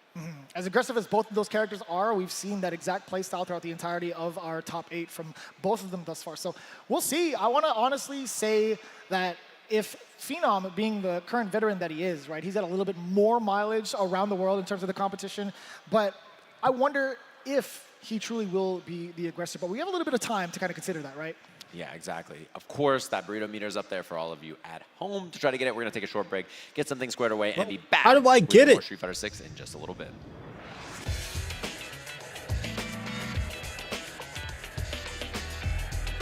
Bro, what do I do?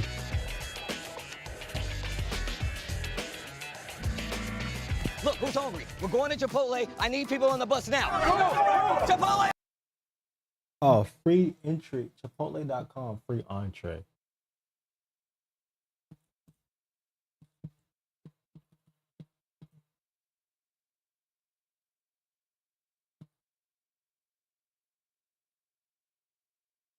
Oh, thank goodness.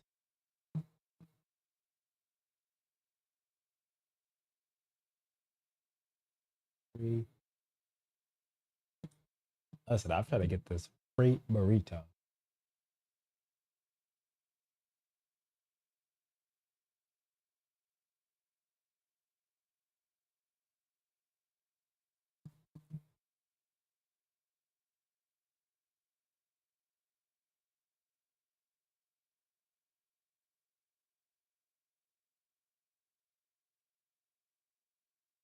How it works, bro. How do I get my free entree?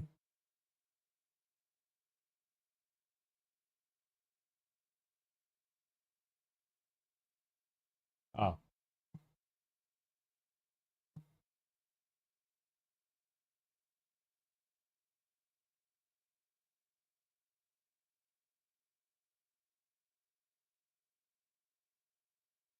In chat?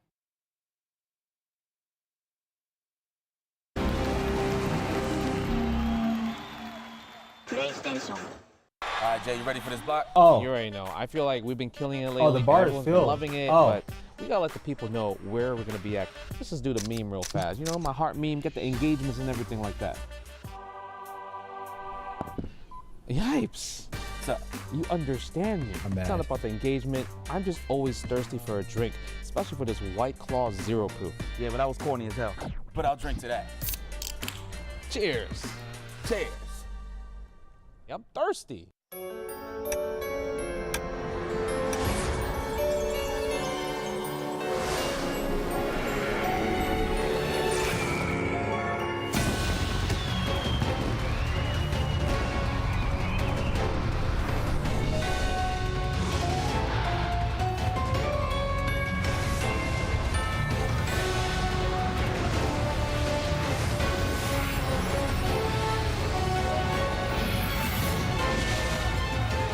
We try to upload the video from my phone.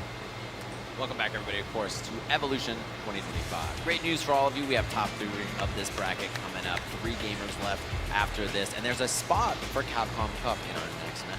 Ooh, that actually, I didn't even get to think about it. I was so enthralled by all the matches, I totally forgot about that, genuinely. Yeah, it's going to be a big one, of course. We also have a code for all of you at home for your AAA needs. If you haven't eaten yet at this late hour, HZD828 to 888-222 to get your free Chipotle burrito. If you get one in the crowd, look at everybody, phones down, trying to get that code. Gotta get that right now. Text that over. HZD 828. Please give me a free one. Wave your hand.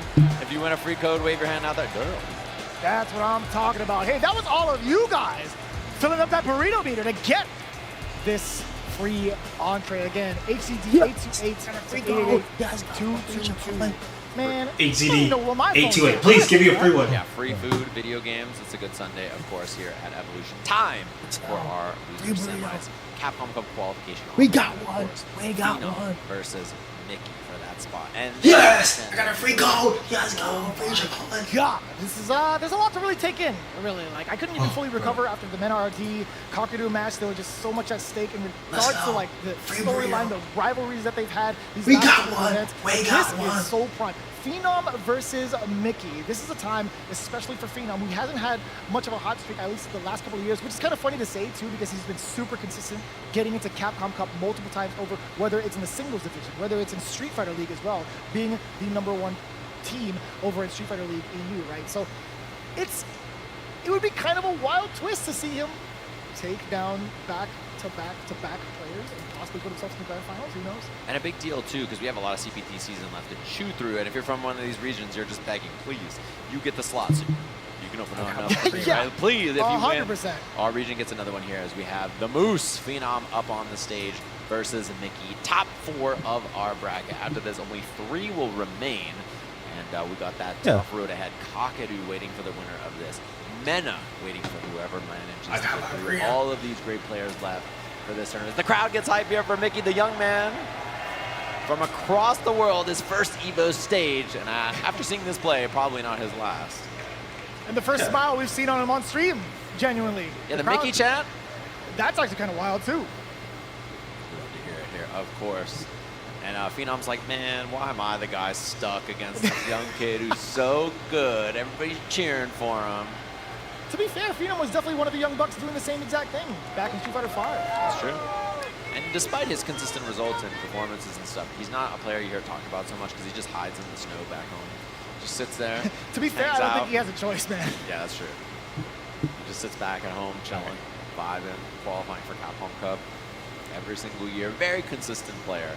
We got our They gotta do loser something semis about this here Evo at thing, Evo. I'm curious to see, is it going to be Cammy Mirror? Are we Evo, seeing Mai on the side of Mickey? being this Is it late going to be another character as well? He's bringing is out the box. really Look at unacceptable. Phenom's face. He's like, what's all that for, bro? I'm not looking. I'm not looking. He's like, I don't even know what you're doing. They gotta do Packing something his school about lunch. this, Evo. He's got to make sure. Now he's going back. Before he leaves in the fight, don't forget your line. Really Don't unacceptable. forget, of course, leaning back under the Quam box. What's he got there?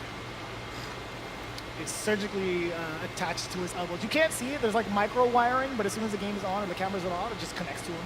Yeah, he's locked in, tapped in. Phenom's like, bro, I am not looking. I am playing the game, brother. You don't even need the box, right? He's just gonna stay glued to the screen. Yeah. And then he looks down. Trying to copy his homework over there. Possibly. Kind of wrong answers intentionally. So this is the question that we kind of ask ourselves. Who's going to be the aggressor here if the Cammy mirror match happens? But also, just the way that these two have been playing in general, that's still going to be the main underlying question. Who's going to be the one to strike first, even close the gap first? Yeah, that's what we have to see here, too. And Phenom, I think he's very versatile, very flexible. He can play whatever way he wants to play, so I'm curious to see how that goes. He's got 4,000 buttons over the box. I think minimum, yeah. He's got a lot of buttons over there. That's a Sapphire. Which one brings the Chipotle? The code from earlier, that's the one you put the emergency. Input it into the stick? Yeah. I wouldn't doubt it. This stage is real pretty, I can't lie. You're arguing yourself. Bro, that look, why is he giving him that look? Why is he at that angle? He's so far away. I think that's like the perfect angle to look down at Phenom's hand. Yeah. Right? Where's Phenom's box? Yo, Phenom needs a box ASAP. Where's the Metal Gear Solid box? I need that real quick. Oh. The choice is there. So there was a little bit of a tease too. So Mickey was actually looking over and smiling at Phenom. He looked back at him because of the fact that Mai was the first selection from Phenom's side. Yeah. Is it a blind pick? Are we getting that on the stage here? Oh, we definitely will. Are they fighting for the color? Is that the other question? Blue versus pink? Who gets the main character color?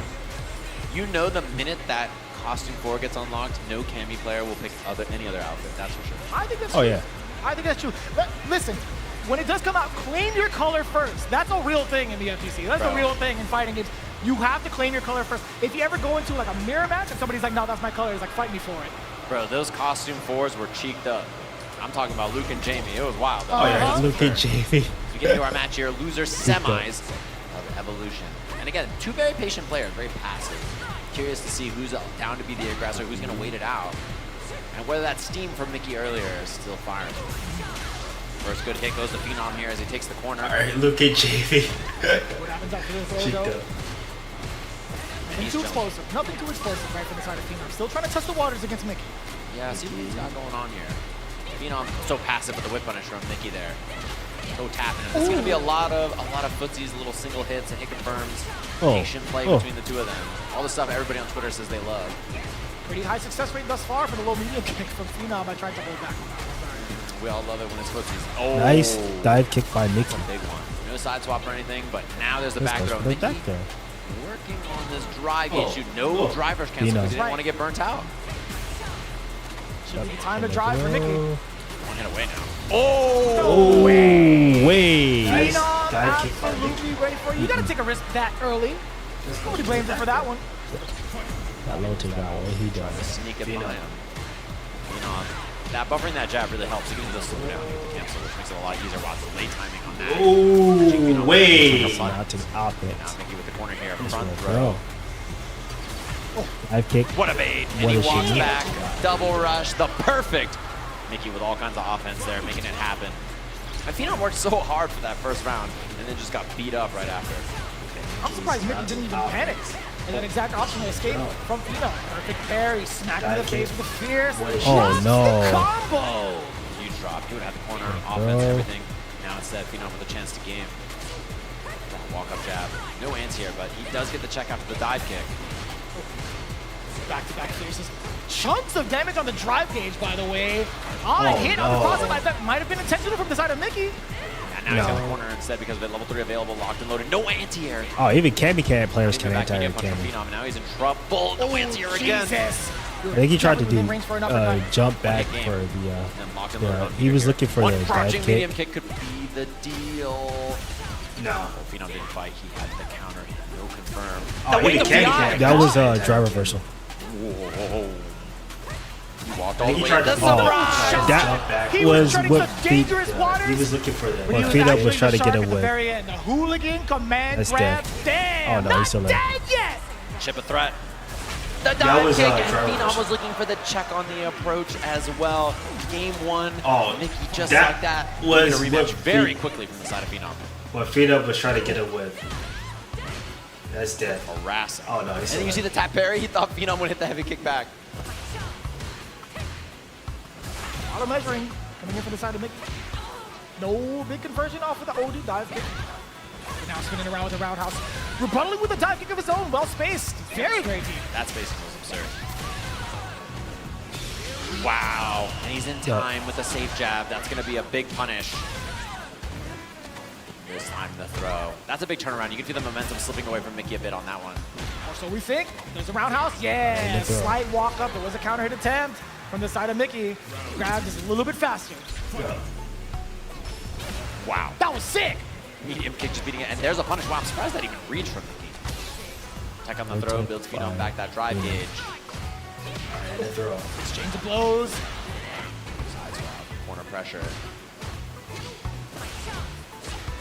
There's the counter hit conversion Phenom was looking for off of that crouching jab. What's the pressure sequence going to be like? Tech throw. Mickey, how do you contest against it? Another one. So he can't tech contest. He's going to hang back. Important throws. What a parry. He's going to go for the side split. Dive kick. Side swap too. And there's the hit. Easy peasy kill on this one. Into the level 3. Gotta watch that. I think that combo sometimes is going to drop. So he looks like it's just going to drop, but it doesn't. What a parry. He's going to go for the side split. It's so difficult to even try to gauge what the other person is going to go for, right? Mickey's setting the precedence with a lot of medium kicks in that particular game. Roundhouse as well. I think that combo B sometimes is going to drop. It looks like it's just going to drop. The dive kick does connect. A couple of lights to get that link. Oh, a little too far with the counter here. Confirm off the jab. And so Phenom just backs it up. Wow, that was ambiguous. 3 out of 4? Hello? Mix. All right. Heavies back to back. Dude, so much damage on the drive gauge. Phenom also can't get a single hit conversion. No drive rush cancel on the board for him. Mickey, now is the time for him to rock. Yeah, I like to throw too, just in case there's a tap parry on a wake up. Although Phenom's out of there with the dive kick on a wake up. Whoa, whoa. Sick. He's 1 hit away. Yeah. Yep. Mickey just blocks and needs to throw. He needs one more solid hit to clean this one up. And the DI. No one's home with the super cancel. So round on the board for Mickey. One thing that I'm really impressed by Mickey is he's very aware. Had no time to parry at all, obviously. When the throw will not kill. As well, so that's a sign for Mickey. One thing that I'm really impressed by because of it is he's very aware. Another throw. Phenom. When the throw. Setting the pace, low medium kick exposure. Will not kill. Yet again. Throw. Simple stuff from Phenom on offense. And burns himself out as well. That's expensive, and I love the reset. Beautiful. Uh-oh, Phenom in trouble. Out of range, though. He doesn't spend a level 3 either. So now Mickey has CA. Oh, he went for the hooligan. Oh, I thought there was going to be a juggle, and he neutral jumps. Reading except at certain times, but like there's just certain times where he's just like and the way okay with taking a throw. Look at the confidence on the walk-up dive kick as well. Oh, and he finds the hit. Back heavy kick for the confirm. Bad spot for Mickey now. A lot of tick throws. He saw Mickey do a parry on double jab earlier, so I think that's maybe in his mind. Blocks it correctly. Another throw. Jeez. Phenom playing it nice and cool. OSD on the He backs it up. He's got time on the board, 76 seconds. What a drive rush level 3. Oh, this is a chance for Mickey now. Whoever spends level 3 first is going to be forcing burnout. He's just attacking the drive gauge. That's totally fine. He has CA to back it too. He gets a single opener. OSD oh my god! Burnout has occurred. You thought you could get a DI. Phenom with the back throw and rebuttal. He needs to back away. No, he's trying to press the issue. Dive kick. Well, to be fair, the only reason I picked Leshar was because, like I said, he beat Punk, and he was looking pretty consistent too as well. A third one. Why not take advantage? The veteran's mindset. He just sees the weakness and he attacks it 4 times in a row. Like, he's gonna make the losers back. Well, to be fair, the only reason I picked Leshar was because, like I said, he beat Punk, and he was looking pretty consistent too as well too. Oh my goodness! So that's the only reason I picked him. Kind of scared. I'm so sorry. Nah, but it's right. I mean, like, he's gonna beat the losers bracket. Okay, it's time. You're not ready for it. I'm gonna do it back to back to back. I think Kakaru has to be comfortable making the decision, and whenever he's playing with Mena RD and living with it. Okay. That Kakaru looked kind of scared. With that sweep. What a hit from I bet, bro. I was from Mickey. I'm pretty sure I probably had COVID the whole last week. I think Kakeru has to be comfortable making the decision. So I wasn't able to like make any like content or do anything. Finally getting the dive kick to pay off to avoid the throw, and guess what? He's rewarded with the round. Like, I was really sick. I'm pretty sure I probably had COVID the whole last week. Extension, something that Cammy has now. It's really cool. I'm better now. So I wasn't able to like make any he's ready on time. content or do walks anything. In, finds a crouching medium kick on the walk back. Oof. Yet again, reading the throw against Phenom. Like, I was really sick last week. Laid back throw, and he gets counter hit thrown for it, and Phenom's first again. I felt a lot Still better. going to that well, huh? Yeah, he just Like, he's I gonna was- keep throwing him, I think.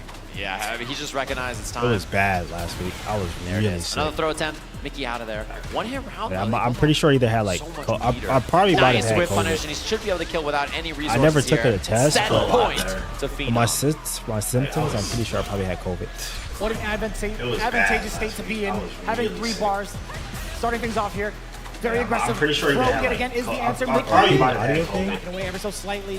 I never took a test. I can't hear it. My symptoms, You I'm could feel, think so? yeah, you could feel that that's the option that Phenom wants to look for late in the game. Reaction on the drive rush. Good call out. There it is. Or Another throw. Mickey tried to You're attempt with saying the that button this time. You saw it. double audio? It sounds fine. He's got to attack the drive. Maybe you have blue. 2 streams up. Feel the Because I can hear threat from both Mickey and the another throw from Phenom. He's turning Camley into a grappler before our very eyes. There's the anti-air. Went for the hooligan, the delay on it.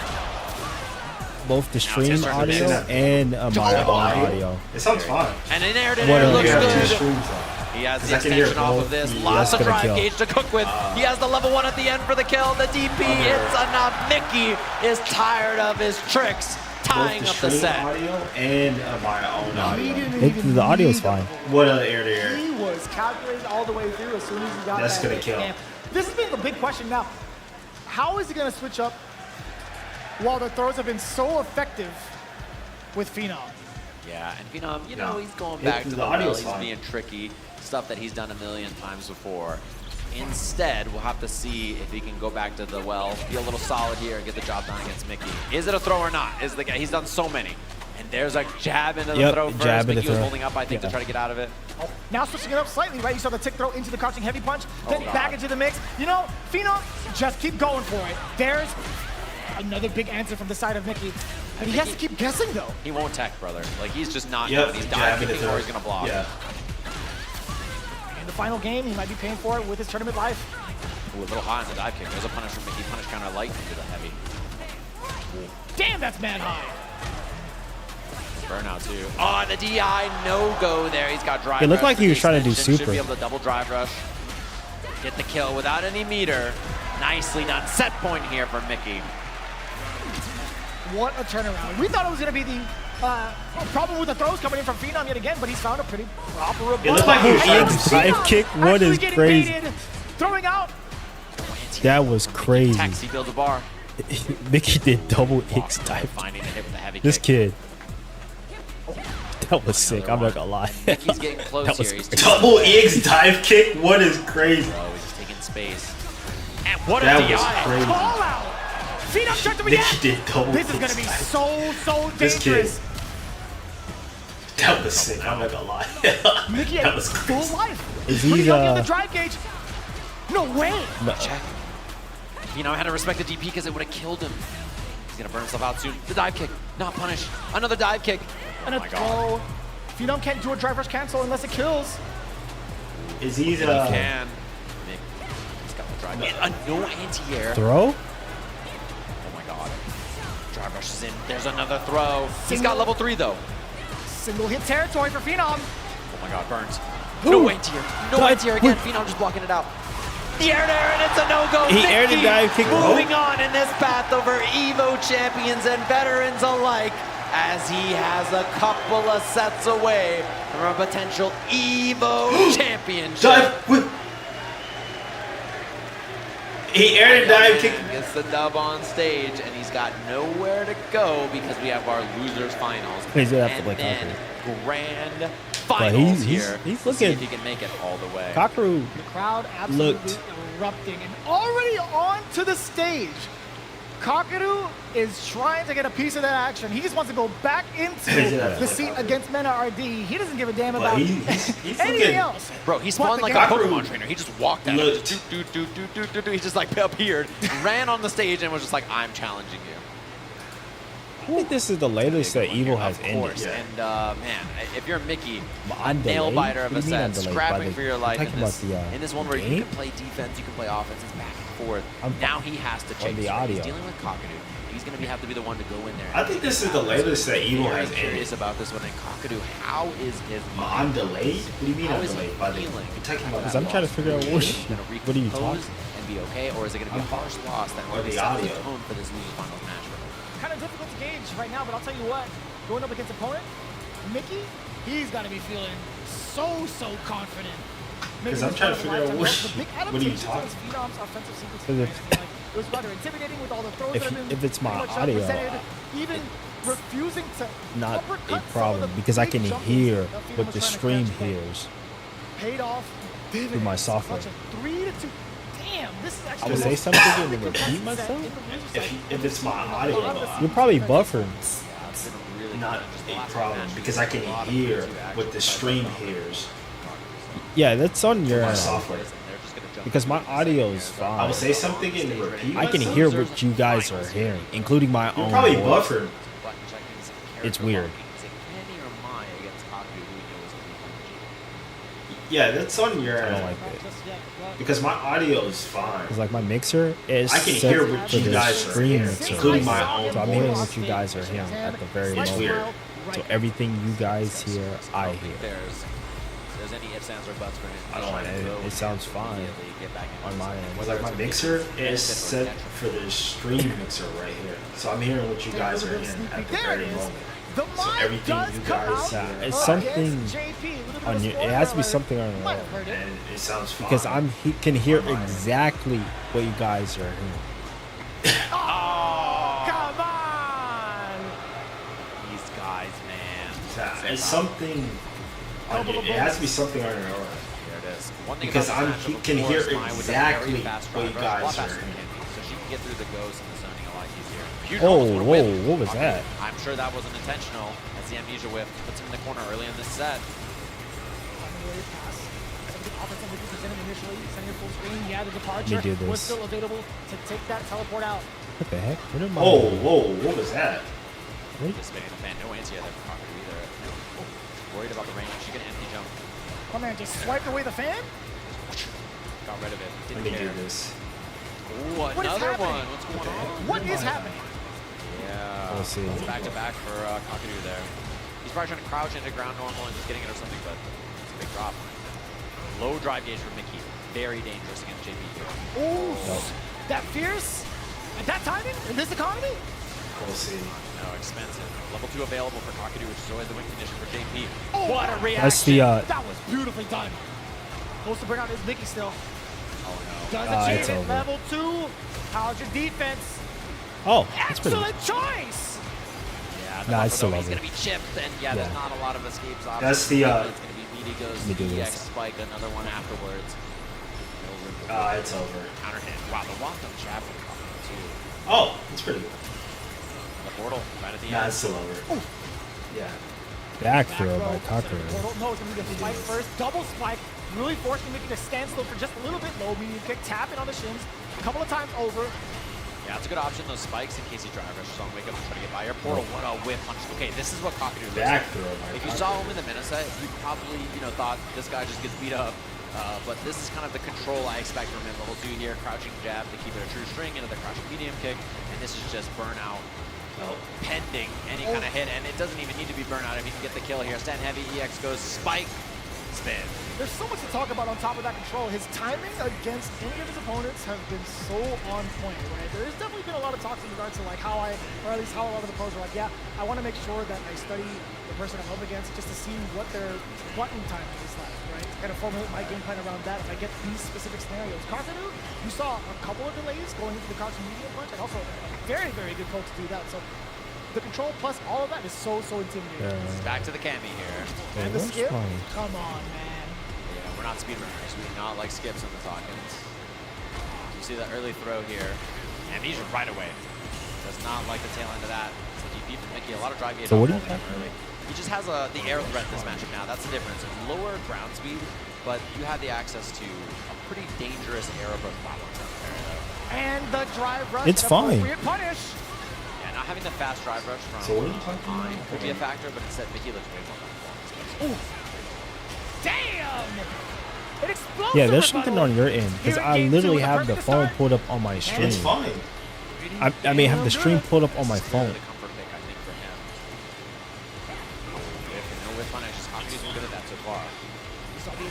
Yeah, there's something on your end because I literally have the phone pulled up on my stream. Wow. There's something going on your end on my phone. He used a lot. 'Cause I knew I wasn't crazy. I can hear exactly what you guys are hearing from my own computer. And just to confirm, I pulled it up on my phone, and it sounds fine. There's something going on your. Bait on the dive kick. Because I knew I wasn't crazy. I can hear exactly what you guys are hearing. You might have like 2 streams or something up. And just to confirm, I pulled it. It's fine. On my phone. It sounds fine. There. I think the air approach so threatening, and then also Mickey just walking in and finding these buttons on the ground as well. He's not been the same success he had against mine. You might have like 2 streams or something Mine's such a up. popular character. I'm sure Kakeru is more prepped. But it's fine. Makes sense. Forward. Approach just a little bit, right? You see some of these crouching medium punches. Look at how much space Mickey's got, by the way. That's a punishment. Doesn't get the punish counter confirmed, but Mickey is cornering Kakeru without hitting him. He's just pushing him to the corner with his walk speed and his threat on the screen. Ooh, wow. Tried to bait out a throw, perhaps, or maybe even a low-end button. Yeah, trying to catch him biting. Wow. Oh, no. Neutral jump from Kakeru was excellent there. I love the empty jump. Just that bait is so clean. And now portal above, you got to deal with that. New portal's out. Tries to make it in, and he's too prepared. Lots of drive gauge and meter to work with here. No. Pierce kills. Right on the money. Didn't even need to spend any super on that. So Kakaru looking clean again. which is a threat to your Oh, drive. no. Yeah. Tons of damage too. Outside, gets the whiff punch. Sets up portal. That is going to be a very plus porter. Jumps back to try to deal with the dive kick, but Mickey still gets it. I would have probably amnesia right there. This Hulk momentum. No. Outside, gets the whiff punch. Oh no, Sets up Mickey. portal. That is going to be a very plus porter. What is he Jumps back doing? to trying to deal with the dive kick, but Mickey still gets it. I would have probably amnesia right there. This Hulk He's dead. momentum. There's no shot. There's absolutely no shot. Mickey. He was just waiting for you. Oh no, Mickey. That's all he wrote. He just did the basic combo. What is he doing? I don't blame him. 2-1 lead in the set, just like I do not blame him. He's dead. So much control in mid-range too, and Mickey kind of ran over him before, but the minute it slowed down again, Kakeru just too comfortable. I think he just did the basic combo. He can't wrestle it away from him. He's too I don't blame him. What are you supposed to do? I do not blame him. You've already tried so many different spaces to try to intimidate Kakeru. Now a lot more active with the buttons. You see it from the side of Kakeru. I like the drive rush too. Clearly Kakeru thinking about the air and whip punishes, so Mickey trying a new approach with the drive rush. Yep, the drive rush, nice. Already starting to use so many options. Roundhouse going back and forth now from the side of Mickey. What a That perfect is an parry. excellent punish against So the he's Ghost. going to have him crouching fierce. Yep. Drive rush immediately. Good catch as well. Counter hit. The drive rush. Nice. Heavy punch, cross cuts, making Kakeru pay the toll. What a perfect Nullifying parry. the move. So he's going to have him crouching And fierce. also, Yep. Big throw bait. Let me see the rest of it. Level 1.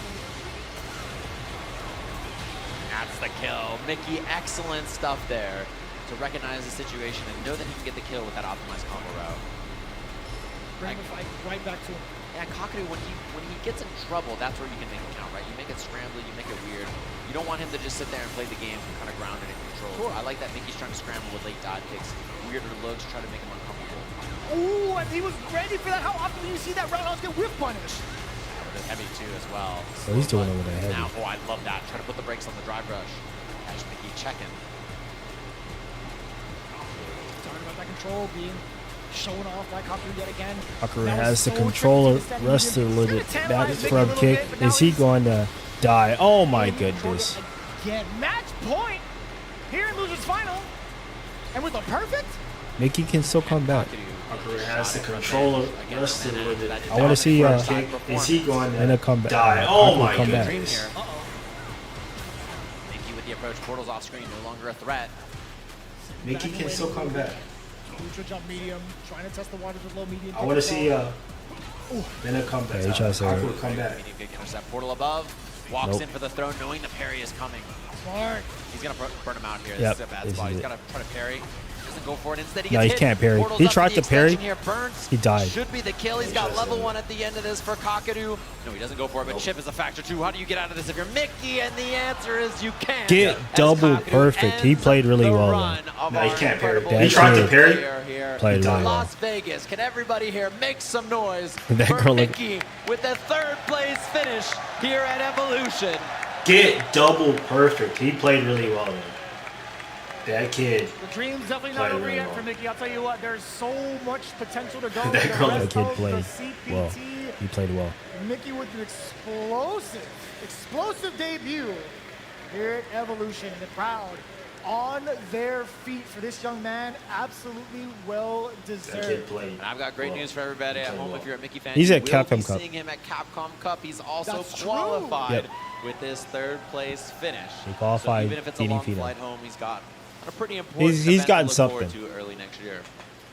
So we'll see him again. He's at Capcom already. Nice. This is the kid that Chris Wong was talking about. Look at the replays. He was saying, I heard about him before. Really just. He's gotten something. It's the opposite of the Mena set, where Mena had so we'll see him again. So much space. Already. This is the kid that Chris Wong was talking about. Even in the chat, yo. He was saying, I heard about him before. Talking about it again. Even Mena RD and he's definitely good. Do whisper conversations. Talking about the amount of control. There was so much more confidence, so much at play from Kakeru to kind of present that puzzle towards Mickey, right? Right. That's the problem. And he's definitely good. When he's in control, it's so tough to deal with. He makes world-class players stumble and fall trying to make their way in, but it was the opposite that we saw earlier from Mena. He was just in so much control. So excellent stuff from him, of course. The problem isn't the control that Mena had. Mena had Kakaru had very good control in that Mena matchup. The problem with Kakaru against specifically Mena is not that you have to make a decision. Kakaru had very good control in that. It isn't just tech or take a throw. Kakaru, he has to specifically Mena. Not that you have to be more active on defense. Especially when he has the resourceful advantage. There's no reason why he should have gotten throw looped when he had level 3. That's unacceptable. As a player, you have to recognize that I have level 3. It's disrespectful for my opponent to try to throw loop me in this situation because they're going to die. You have to recognize that. So you have to put that option on the table. It's disrespectful. And you have to make it count because it's going to count even more when you do level 3. So in their head it triggers something like, oh, he did this.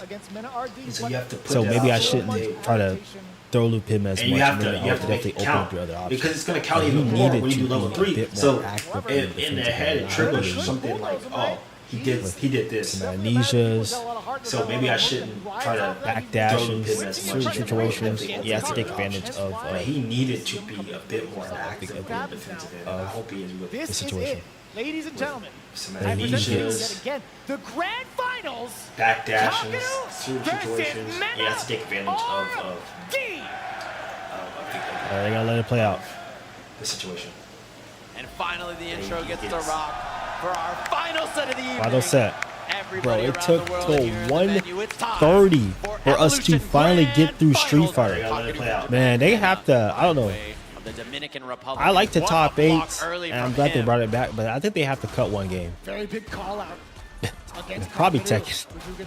Don't bring back Tekken next year from the top 8. Make it on Saturday. Again, same thing. This is the same problem that Kakeru had last time, but okay, he gets out this time with the throw. And his ability to sniff out kind of the weakness on your defense and the weakness of your own offense. It's not the weaknesses of his defense. It's just the fact that Mena refuses. I mean, Kakeru refuses. Threatening the hop, and what a check. Oh, and he actually drive rushed right into Mena's hands. That was crazy. The conversion into, oh my God! He dug his nails right into the suit. That was crazy about Mena. And when you're right, you're right. Mena just knew he had the triple lights into the level 1 just in case. Bro. The forward heavy punch afterwards. Mena, there's so much offense here, and you can just feel the pressure is on Kakeru to make something happen. He has to make something happen on the defensive end. To beat those late reactions. And boy, oh boy, Ken takes a throw. Or not is the question here. Doesn't go for it just yet, and now he's going to beat up his drive gauge, threaten him, and he backs off trying to bait something there. What? The perfect parry, Prince! And the does he get the combo again? Please do that. Yeah, he does the right combo this time. Lots of bar on his side. He doesn't spend any. He did the wrong combo last time. He's draining just little by little. He's trying to put up so many projectiles. Is Kakeru. Now he's doing the feint. You see the this. And the parry. Side swap. Goes for the reset. He tried to go. No. He tried to go for crouching Fierce, I think, for the whiff punish. Back-to-back call-outs. The anti-air. Kakaru falling for it. He hit Fierce, but I'm pretty sure he wanted crouching Fierce.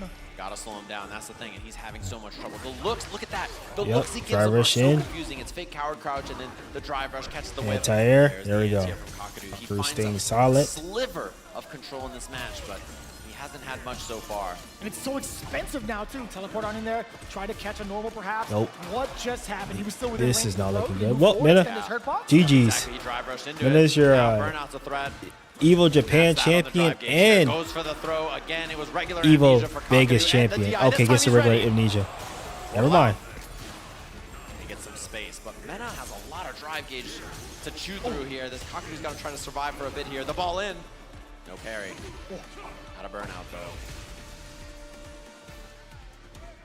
So intense, too. Mena RD is looking for any sort of projectile at this range, right? Oh, he contemplated it. He needs one whip punish, so he can play passive, and that's what he's doing. So Kakeru takes initiative. Mena has so much drive gauge too. That's the thing. It's very, very hard to make this happen without that drive gauge going down. Trying to activate into level 2 there. Yep. So imperative that Mena RD does get that level 2, but Parry. instead it's the back of punish counter at that. Gonna burn him out, and now chip. Kakeru has to avoid the chip. He's gonna try to jump or amnesia the ball, so he's just waiting. he did it Beautiful twice. stuff from Mena. Knows the panic is coming, and he just senses with the right choices. He tells when your fear is there, and you can just make the perfect response. Breaking down all the defensive options against Kakeru, Okay. going for the immediate level 3 right off the bat, leaving at least, what, 45 to 50%, but I'll tell you what, the drive gauge right now, so healthy for Kakeru, drive rushing on in there. The sharp angle, getting denied from that jump in. Mena RD caught it for a little bit. I love that drive rush, getting the command hop past the body. Level 3 is intact. He's gonna punish the hell out of that amnesia. You thought I forgot? Now I would've did it again. medium kick to catch the side switch. Lightning Beast engaged. How do you stop this man while you're in burnout? Answer is, you probably don't. can. And there it is. The drive impact. Here comes the fella. Dang, this Gets is a combo lot out of this damage. as well. He's got more on the table. The up ball. EX for the kill. What the Mena heck? RD marching dominantly towards an Evo championship here in Vegas. Evo Vegas, Evo Japan. One game is all he needs. And what does Kakeru do? The whip punish works out, but it feels so temporary.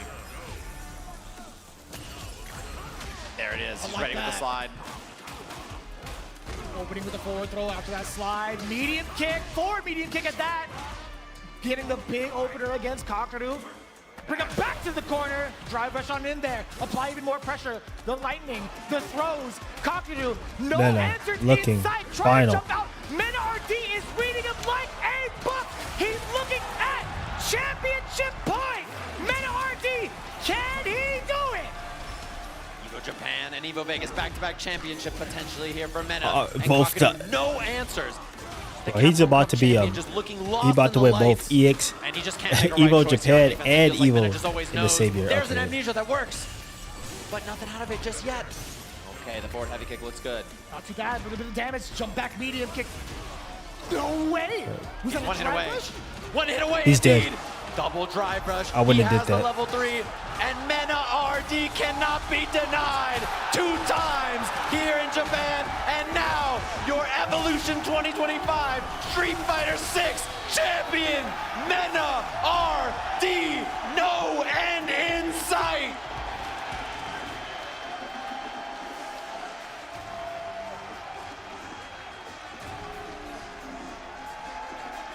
And that, I think, cements in many people's mind who the answer for the greatest Street Fighter player of all time is.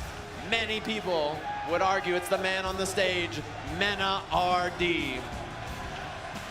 The eruption, the emotion, the electricity, all well deserved towards Mena RD. And I gotta say, one of the most dominant Evo performances I have ever seen. 3-0 yet again.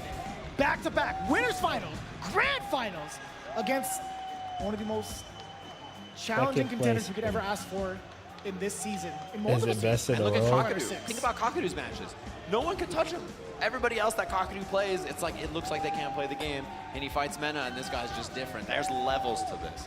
There's a difference, right, in how people are, and that just shows you how it is. You see the emotion getting to Mena on I don't think it's just levels. I think it's just one of those things where the way that Mena plays gives Kakaru problems. Evo Vegas trophy, cementing another on a very decorated trophy case. For If that's another player, still sunk in that chair, then that's a grand finals with Kakaru. Kakaru probably wins it. Incredible performance from that guy. It just so happens he had to run into Mena RD. 6 months ago, and a loss like this is really just so heartbreaking for a player as good as him. It really doesn't feel fair that he loses. That's just how good he is, right? It doesn't feel fair for someone that talented to not be the champion here for an event like this. There's really a lot to take in when you talk about this specific event, right? When it comes to all the tours that are involved with a multitude of different games, being at the World Championship for EVO is just so much different. Like we talked about this with a plethora of different pro players. They're like, yeah, sure, Capcom Cup is cool. SK World Championships are really cool, but At EVO Worlds. For a lot of these players, even for a lot of the spectators. Even That's a pretty good like, accomplishment. He won both this EVOs. is easily the most prestigious tournament in my opinion. Open bracket, a giant minefield going through it. You never know what happens in the top 8, but still seeing that consistency. Best current SF player period. The best. Yeah, I cannot think of a lot of EVO performances that look like that in almost any game, right? Like it's such a dominant performance from him. And wild to think that, this is his first EVO Vegas victory, despite how good he's been at this game. And the thing about him is, at different events, he's up and down and stuff like that. The big stages, he shows up, right? These EVO stages, he's always there as that competitor. And like watching that, it's hard to deny. Playing a character that's not that common even, with All Blanca as well. I know. Just showing up and having that kind of a performance, it doesn't make much sense. It's just like this guy. Like I said, it depends on what you kind of value, incredible right? competitor. Just he's so full Because of Mena will fire. win an Still, EVO, and then next tournament, he won't make it out of His first pools. one was 8 years ago, back in 2017, where he won that Capcom Cup, and now here he is, still winning on this stage, and still in the prime of his career. Yeah, so much to really That's learn crazy. from, He won EVO Japan, and then he went to a China tournament the following week. As a competitor, etc., and also Didn't even make it out of guiding the pools. way for a lot of the players in the Dominican Republic. This Has the right best here resume. is your moment. This right here is your champion, and you got to relish in that moment exactly with him in every single stage that he is a part of. He is blessing our community. I think he just has by high the work ethic highs he's been and putting into each and every one of lower these lows. games. And honestly, we wouldn't have it any other way. Yeah, what a performance by him. It's hard to describe how dominant that is for an And event like this, right? if you're just Especially talking like, so many other players are because so talented. I think you throughout still the have whole to thing. factor Such a in chance, like so much back other and forth. tournaments as And well then it just too. shows up and has a performance like that, a wild one. So you got to be thinking, going into the rest of the year, I'm curious to see how he does when he travels and all that kind of stuff. I'm And, curious how it shapes up around Capcom Cup when that's coming up. So incredible performance, of course, from him. Hopefully everybody still here think Puck enjoyed is all up the there. matches so far. We're going to head it up to the stage to crown all of our competitors and our Evolution champion.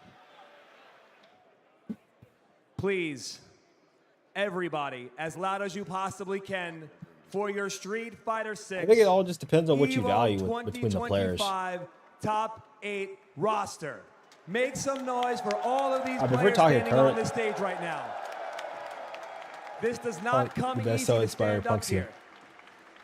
here. Ladies and gentlemen, If we we're talking just like saw modern era one of the most Street Fighter, amazing performances it's to date it's in the world of Street it's definitely Fighter. between the One more two time of them. for your I don't think it's like top I mean it's close.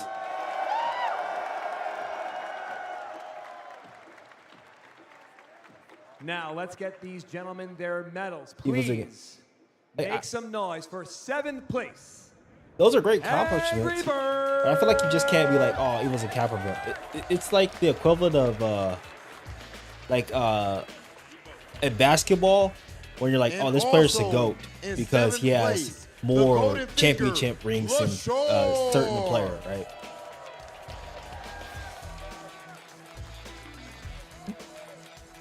Or no, 6-0, right? Now for 5th place, the legendary child, Xiaohai. I factor in like everything, right? And also Including in like 5th championships. place, Japanese I guess fighting Evos in game Japan, god, Evos in Capcom Cups, they would be considered championships. But it's like, I mean, that's basically what it is. And now in 4th place, the Moose is loose, Phenom. because Mena has like he has the rings, but then when you look at some of his other performances, the regular season. And in third place, blow the roof off of this place, ladies and gentlemen. The young. This is the regular season.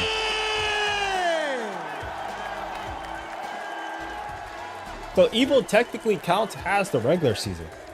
If we're going by like actual, it's just the bigger regular season tournament. If we're if we're going by like true like. And now in second place, rings or whatever, Capcom Cup would be, I would say, in terms of, yeah, because it's in the middle of it's part of the Pro Tour, and it's usually in the middle of the Pro Tour. If we're going by a season, so like by definition, it is it is the regular season. It isn't the ending. It isn't a culminating ending event. Ever to win Evo Japan and Evo Las Vegas back to back. Some would say the GOAT, Mena RD.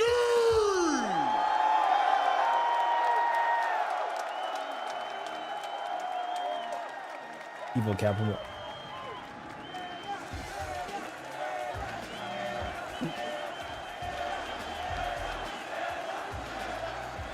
This Capcom Cup is accumulation of Evo's just Evo has like the prestige behind it because it's been a longer running event. And now that it's kind of like integrated into the Pro Tour. Nacon sticks going out to all three. The best in the world. When you get those sticks, raise them up high. First, second, and third. Thank you very much, Nicole, for providing some artillery for these players. I don't know.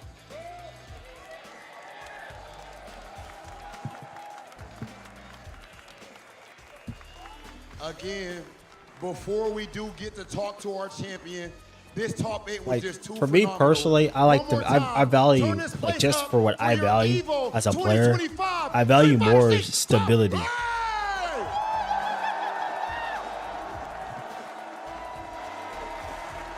Right. So if a player can, let's just say, win, if they win like 2 events or whatever, and they place second at Evo. A few questions for you. First, right. Going into a tournament like this, having but then if player A wins 2 events and then plays second at Evo, and player B particular Evo this year bombs out at both the other events before that, but then wins Evo, like I'm still gonna go with player A. That's just how I feel as a player. I think that's a fair answer. Give it up. That is a fair answer. It has been long enough for him. Because I tend to value consistency more than your legacy like high highs. To say that it's like solidified consistency and more would be an stability. understatement. I know how deep your pride goes. Please let the people Because know exactly what you want in them an to be alternate looking world, at when they look at Mena RD if Mena and loses to what message another you can send by guy, winning Evo Vegas. then Kakaru wins. I don't want people to look at what Mena RD did today. I want people to look at what we all did today. Being part of this show. Being part of this show is the biggest privilege of my life. And being able to perform in front of all of you just confirmed to me that we're doing something beautiful. Thank you so much.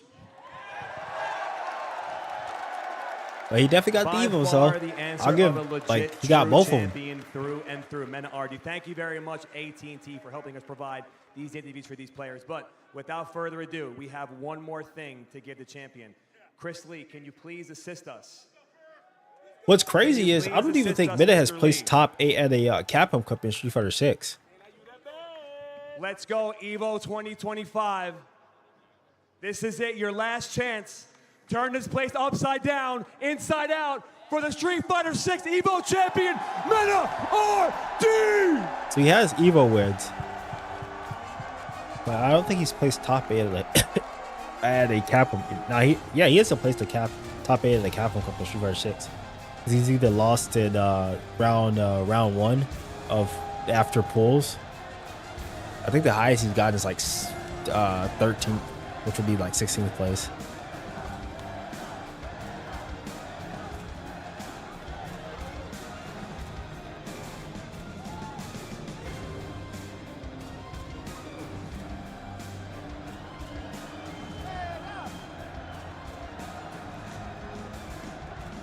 Ladies and gentlemen, One more time for your Evo champion. Let's hear it. Mena! Mena!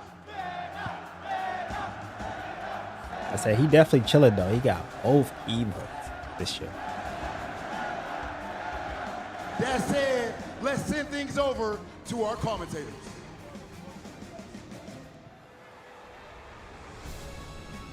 Truly well spoken from our Evo champion, Mena RD. It reminds me of a phrase that I believe. But then we have Violent Evo said France in earlier, October. Actually, a while ago. It's the games that bring us to these events, but it's absolutely the people that make us With stay. another Evo. And I genuinely feel like this right here, it's the evolution of fighting games, hence the name. We wouldn't be here without this exact support, the love, the passion, the energy that goes into our everyday going to Bro, I fighting can't games, believe Street reaching out Fighter to other ended communities, entering locals, They have to entering fix this for events, next year. Online, offline. We're all part There's of no one reason why big Street family, Fighter and it's should be truly, ending this late. Truly something I'm sorry. special. Yeah, and it's everybody who is interested in fighting games, whether you're organizing a local, whether you're just watching from home. And Street Fighter should not be There's a lot of ending important people that at make these things happen. It's not just the people who run the biggest events in the world, but you're like your homie who gathers you and 6 other people to play some Street Fighter or whatever fighting game you're playing is what really matters. And like that's how all of us get started and end up in a place like this, which is where, you know, we're so, as he mentioned, privileged to be here and get to talk about these games and hang out with all of you at home. Whether you're nice or mean to everybody that you watch, just know that we share a common language, and that language is fighting games. Wouldn't have it any other way. Again, seeing you all here year after year after year, even for those that have come up and said, yo, this is my very first Evo, I'm glad you actually shared that information because, again, I love the fact that you are in this space, and I would love to see you continue on your journey here at Evo, at the FGC. I'm just so excited. I'm not going to pull a James right now. I'm going to hold it back just a little bit. Shout out to my boy James Chen. I just want to keep it a little light, but from the bottom of our hearts, I need everybody to behind the work on cameras, these matchup production, stuff. etc., everybody that put on Evo, thank you. If you ran a bracket here at Evo, if you played, if you just came to watch, came to support, we appreciate that, of course. And this kind of stuff happens due to thankless people all year long. These kinds of events come together. So thanks to all of them for working really hard on this. Thanks to all of you for joining us for this and enjoying this excellent evolution year after year. As always, thanks for tuning in this year, and we hope we get to see you again next time.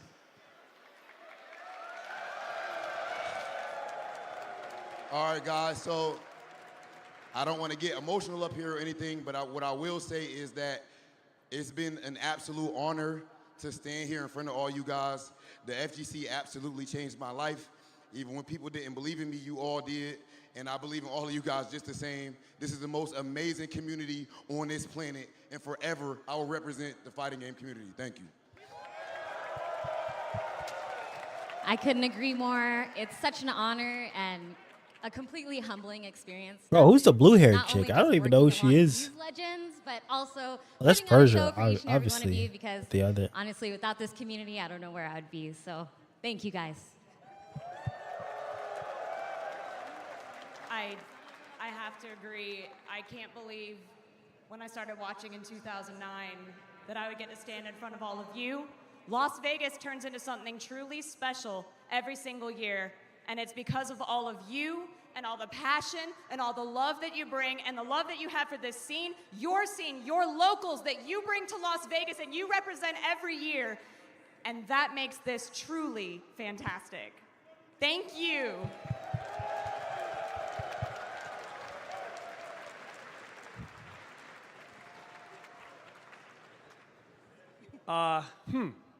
So, I say this a lot when people come up to me and we do interviews and things like that, and people ask me questions about the FGC, and I say it to people individually, but I think it's important to say it to all of you in front of the whole world. This is the most important thing in my life besides my family and my friends. It's you. My family, my friends, the people that I love, but the FGC, Evo, fighting games in general, I've had the best memories of my life standing on a stage like this, playing games like this, being surrounded by people like you, and I will forever be humbled and thank every one of you for supporting not only me, but all of us. I love you all, and I will never be able to say thank you enough for allowing me to be here and also represent this community. You guys are the greats, and I will never leave you. I will always be here. This place is my home, and it is all of our homes. Doesn't matter. We up next. This is our home. I love you guys to death. I hope so. FGC.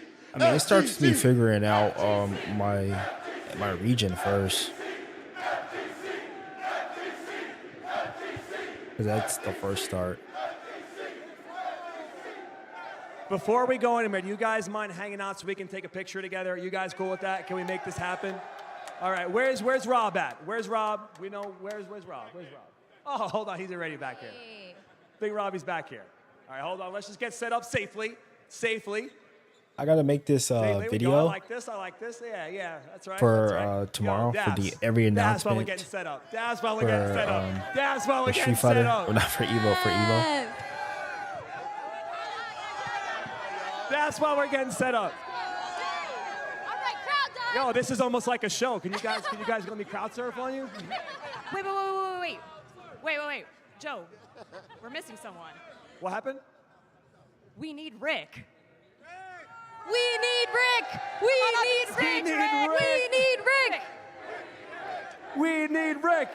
need Rick.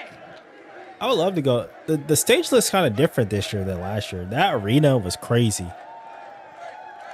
But this is fine. Yes. I have to play on the Evo stage one day though. Hold on. I've been to my first Evo this year.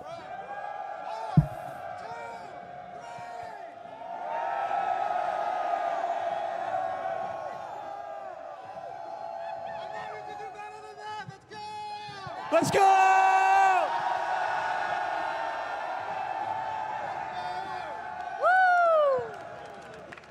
All right, now, before we sign off, I need you guys to make noise one more time. I love you, Chris Lee. How many people have been to Evo before? I've been to Evo Japan.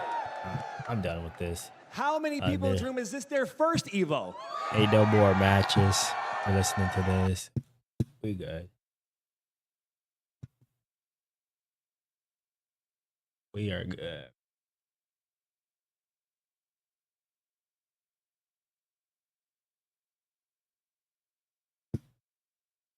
What's funny is I was actually watching Blanca matches because I was working on the matchup. I was working on some things in the matchup. Trying to figure out a game plan for this character. So I got, how many characters do I need to?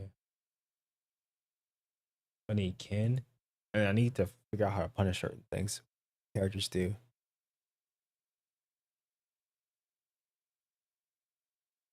I need gameplay matchups, and how to punish certain things characters do. I have my matchup list.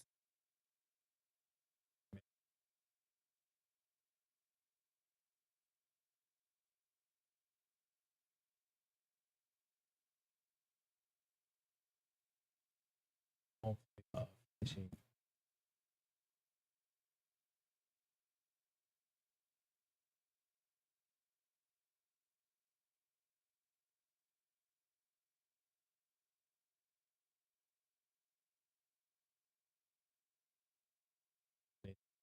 A Manon game plan, and need to rely on Manon game plan. It's a Lily one as well too. Manon Lily.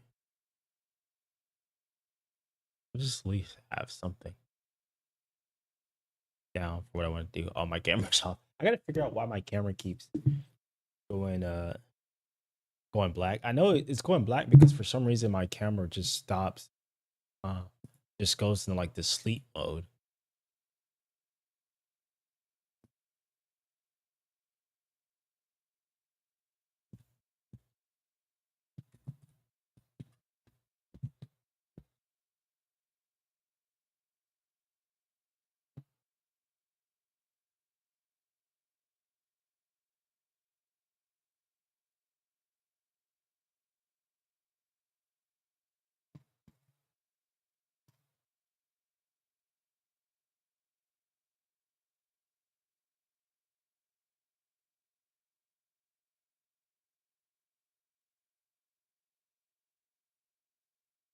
But I'm out of here. I'm gonna get up out of here. I'll later.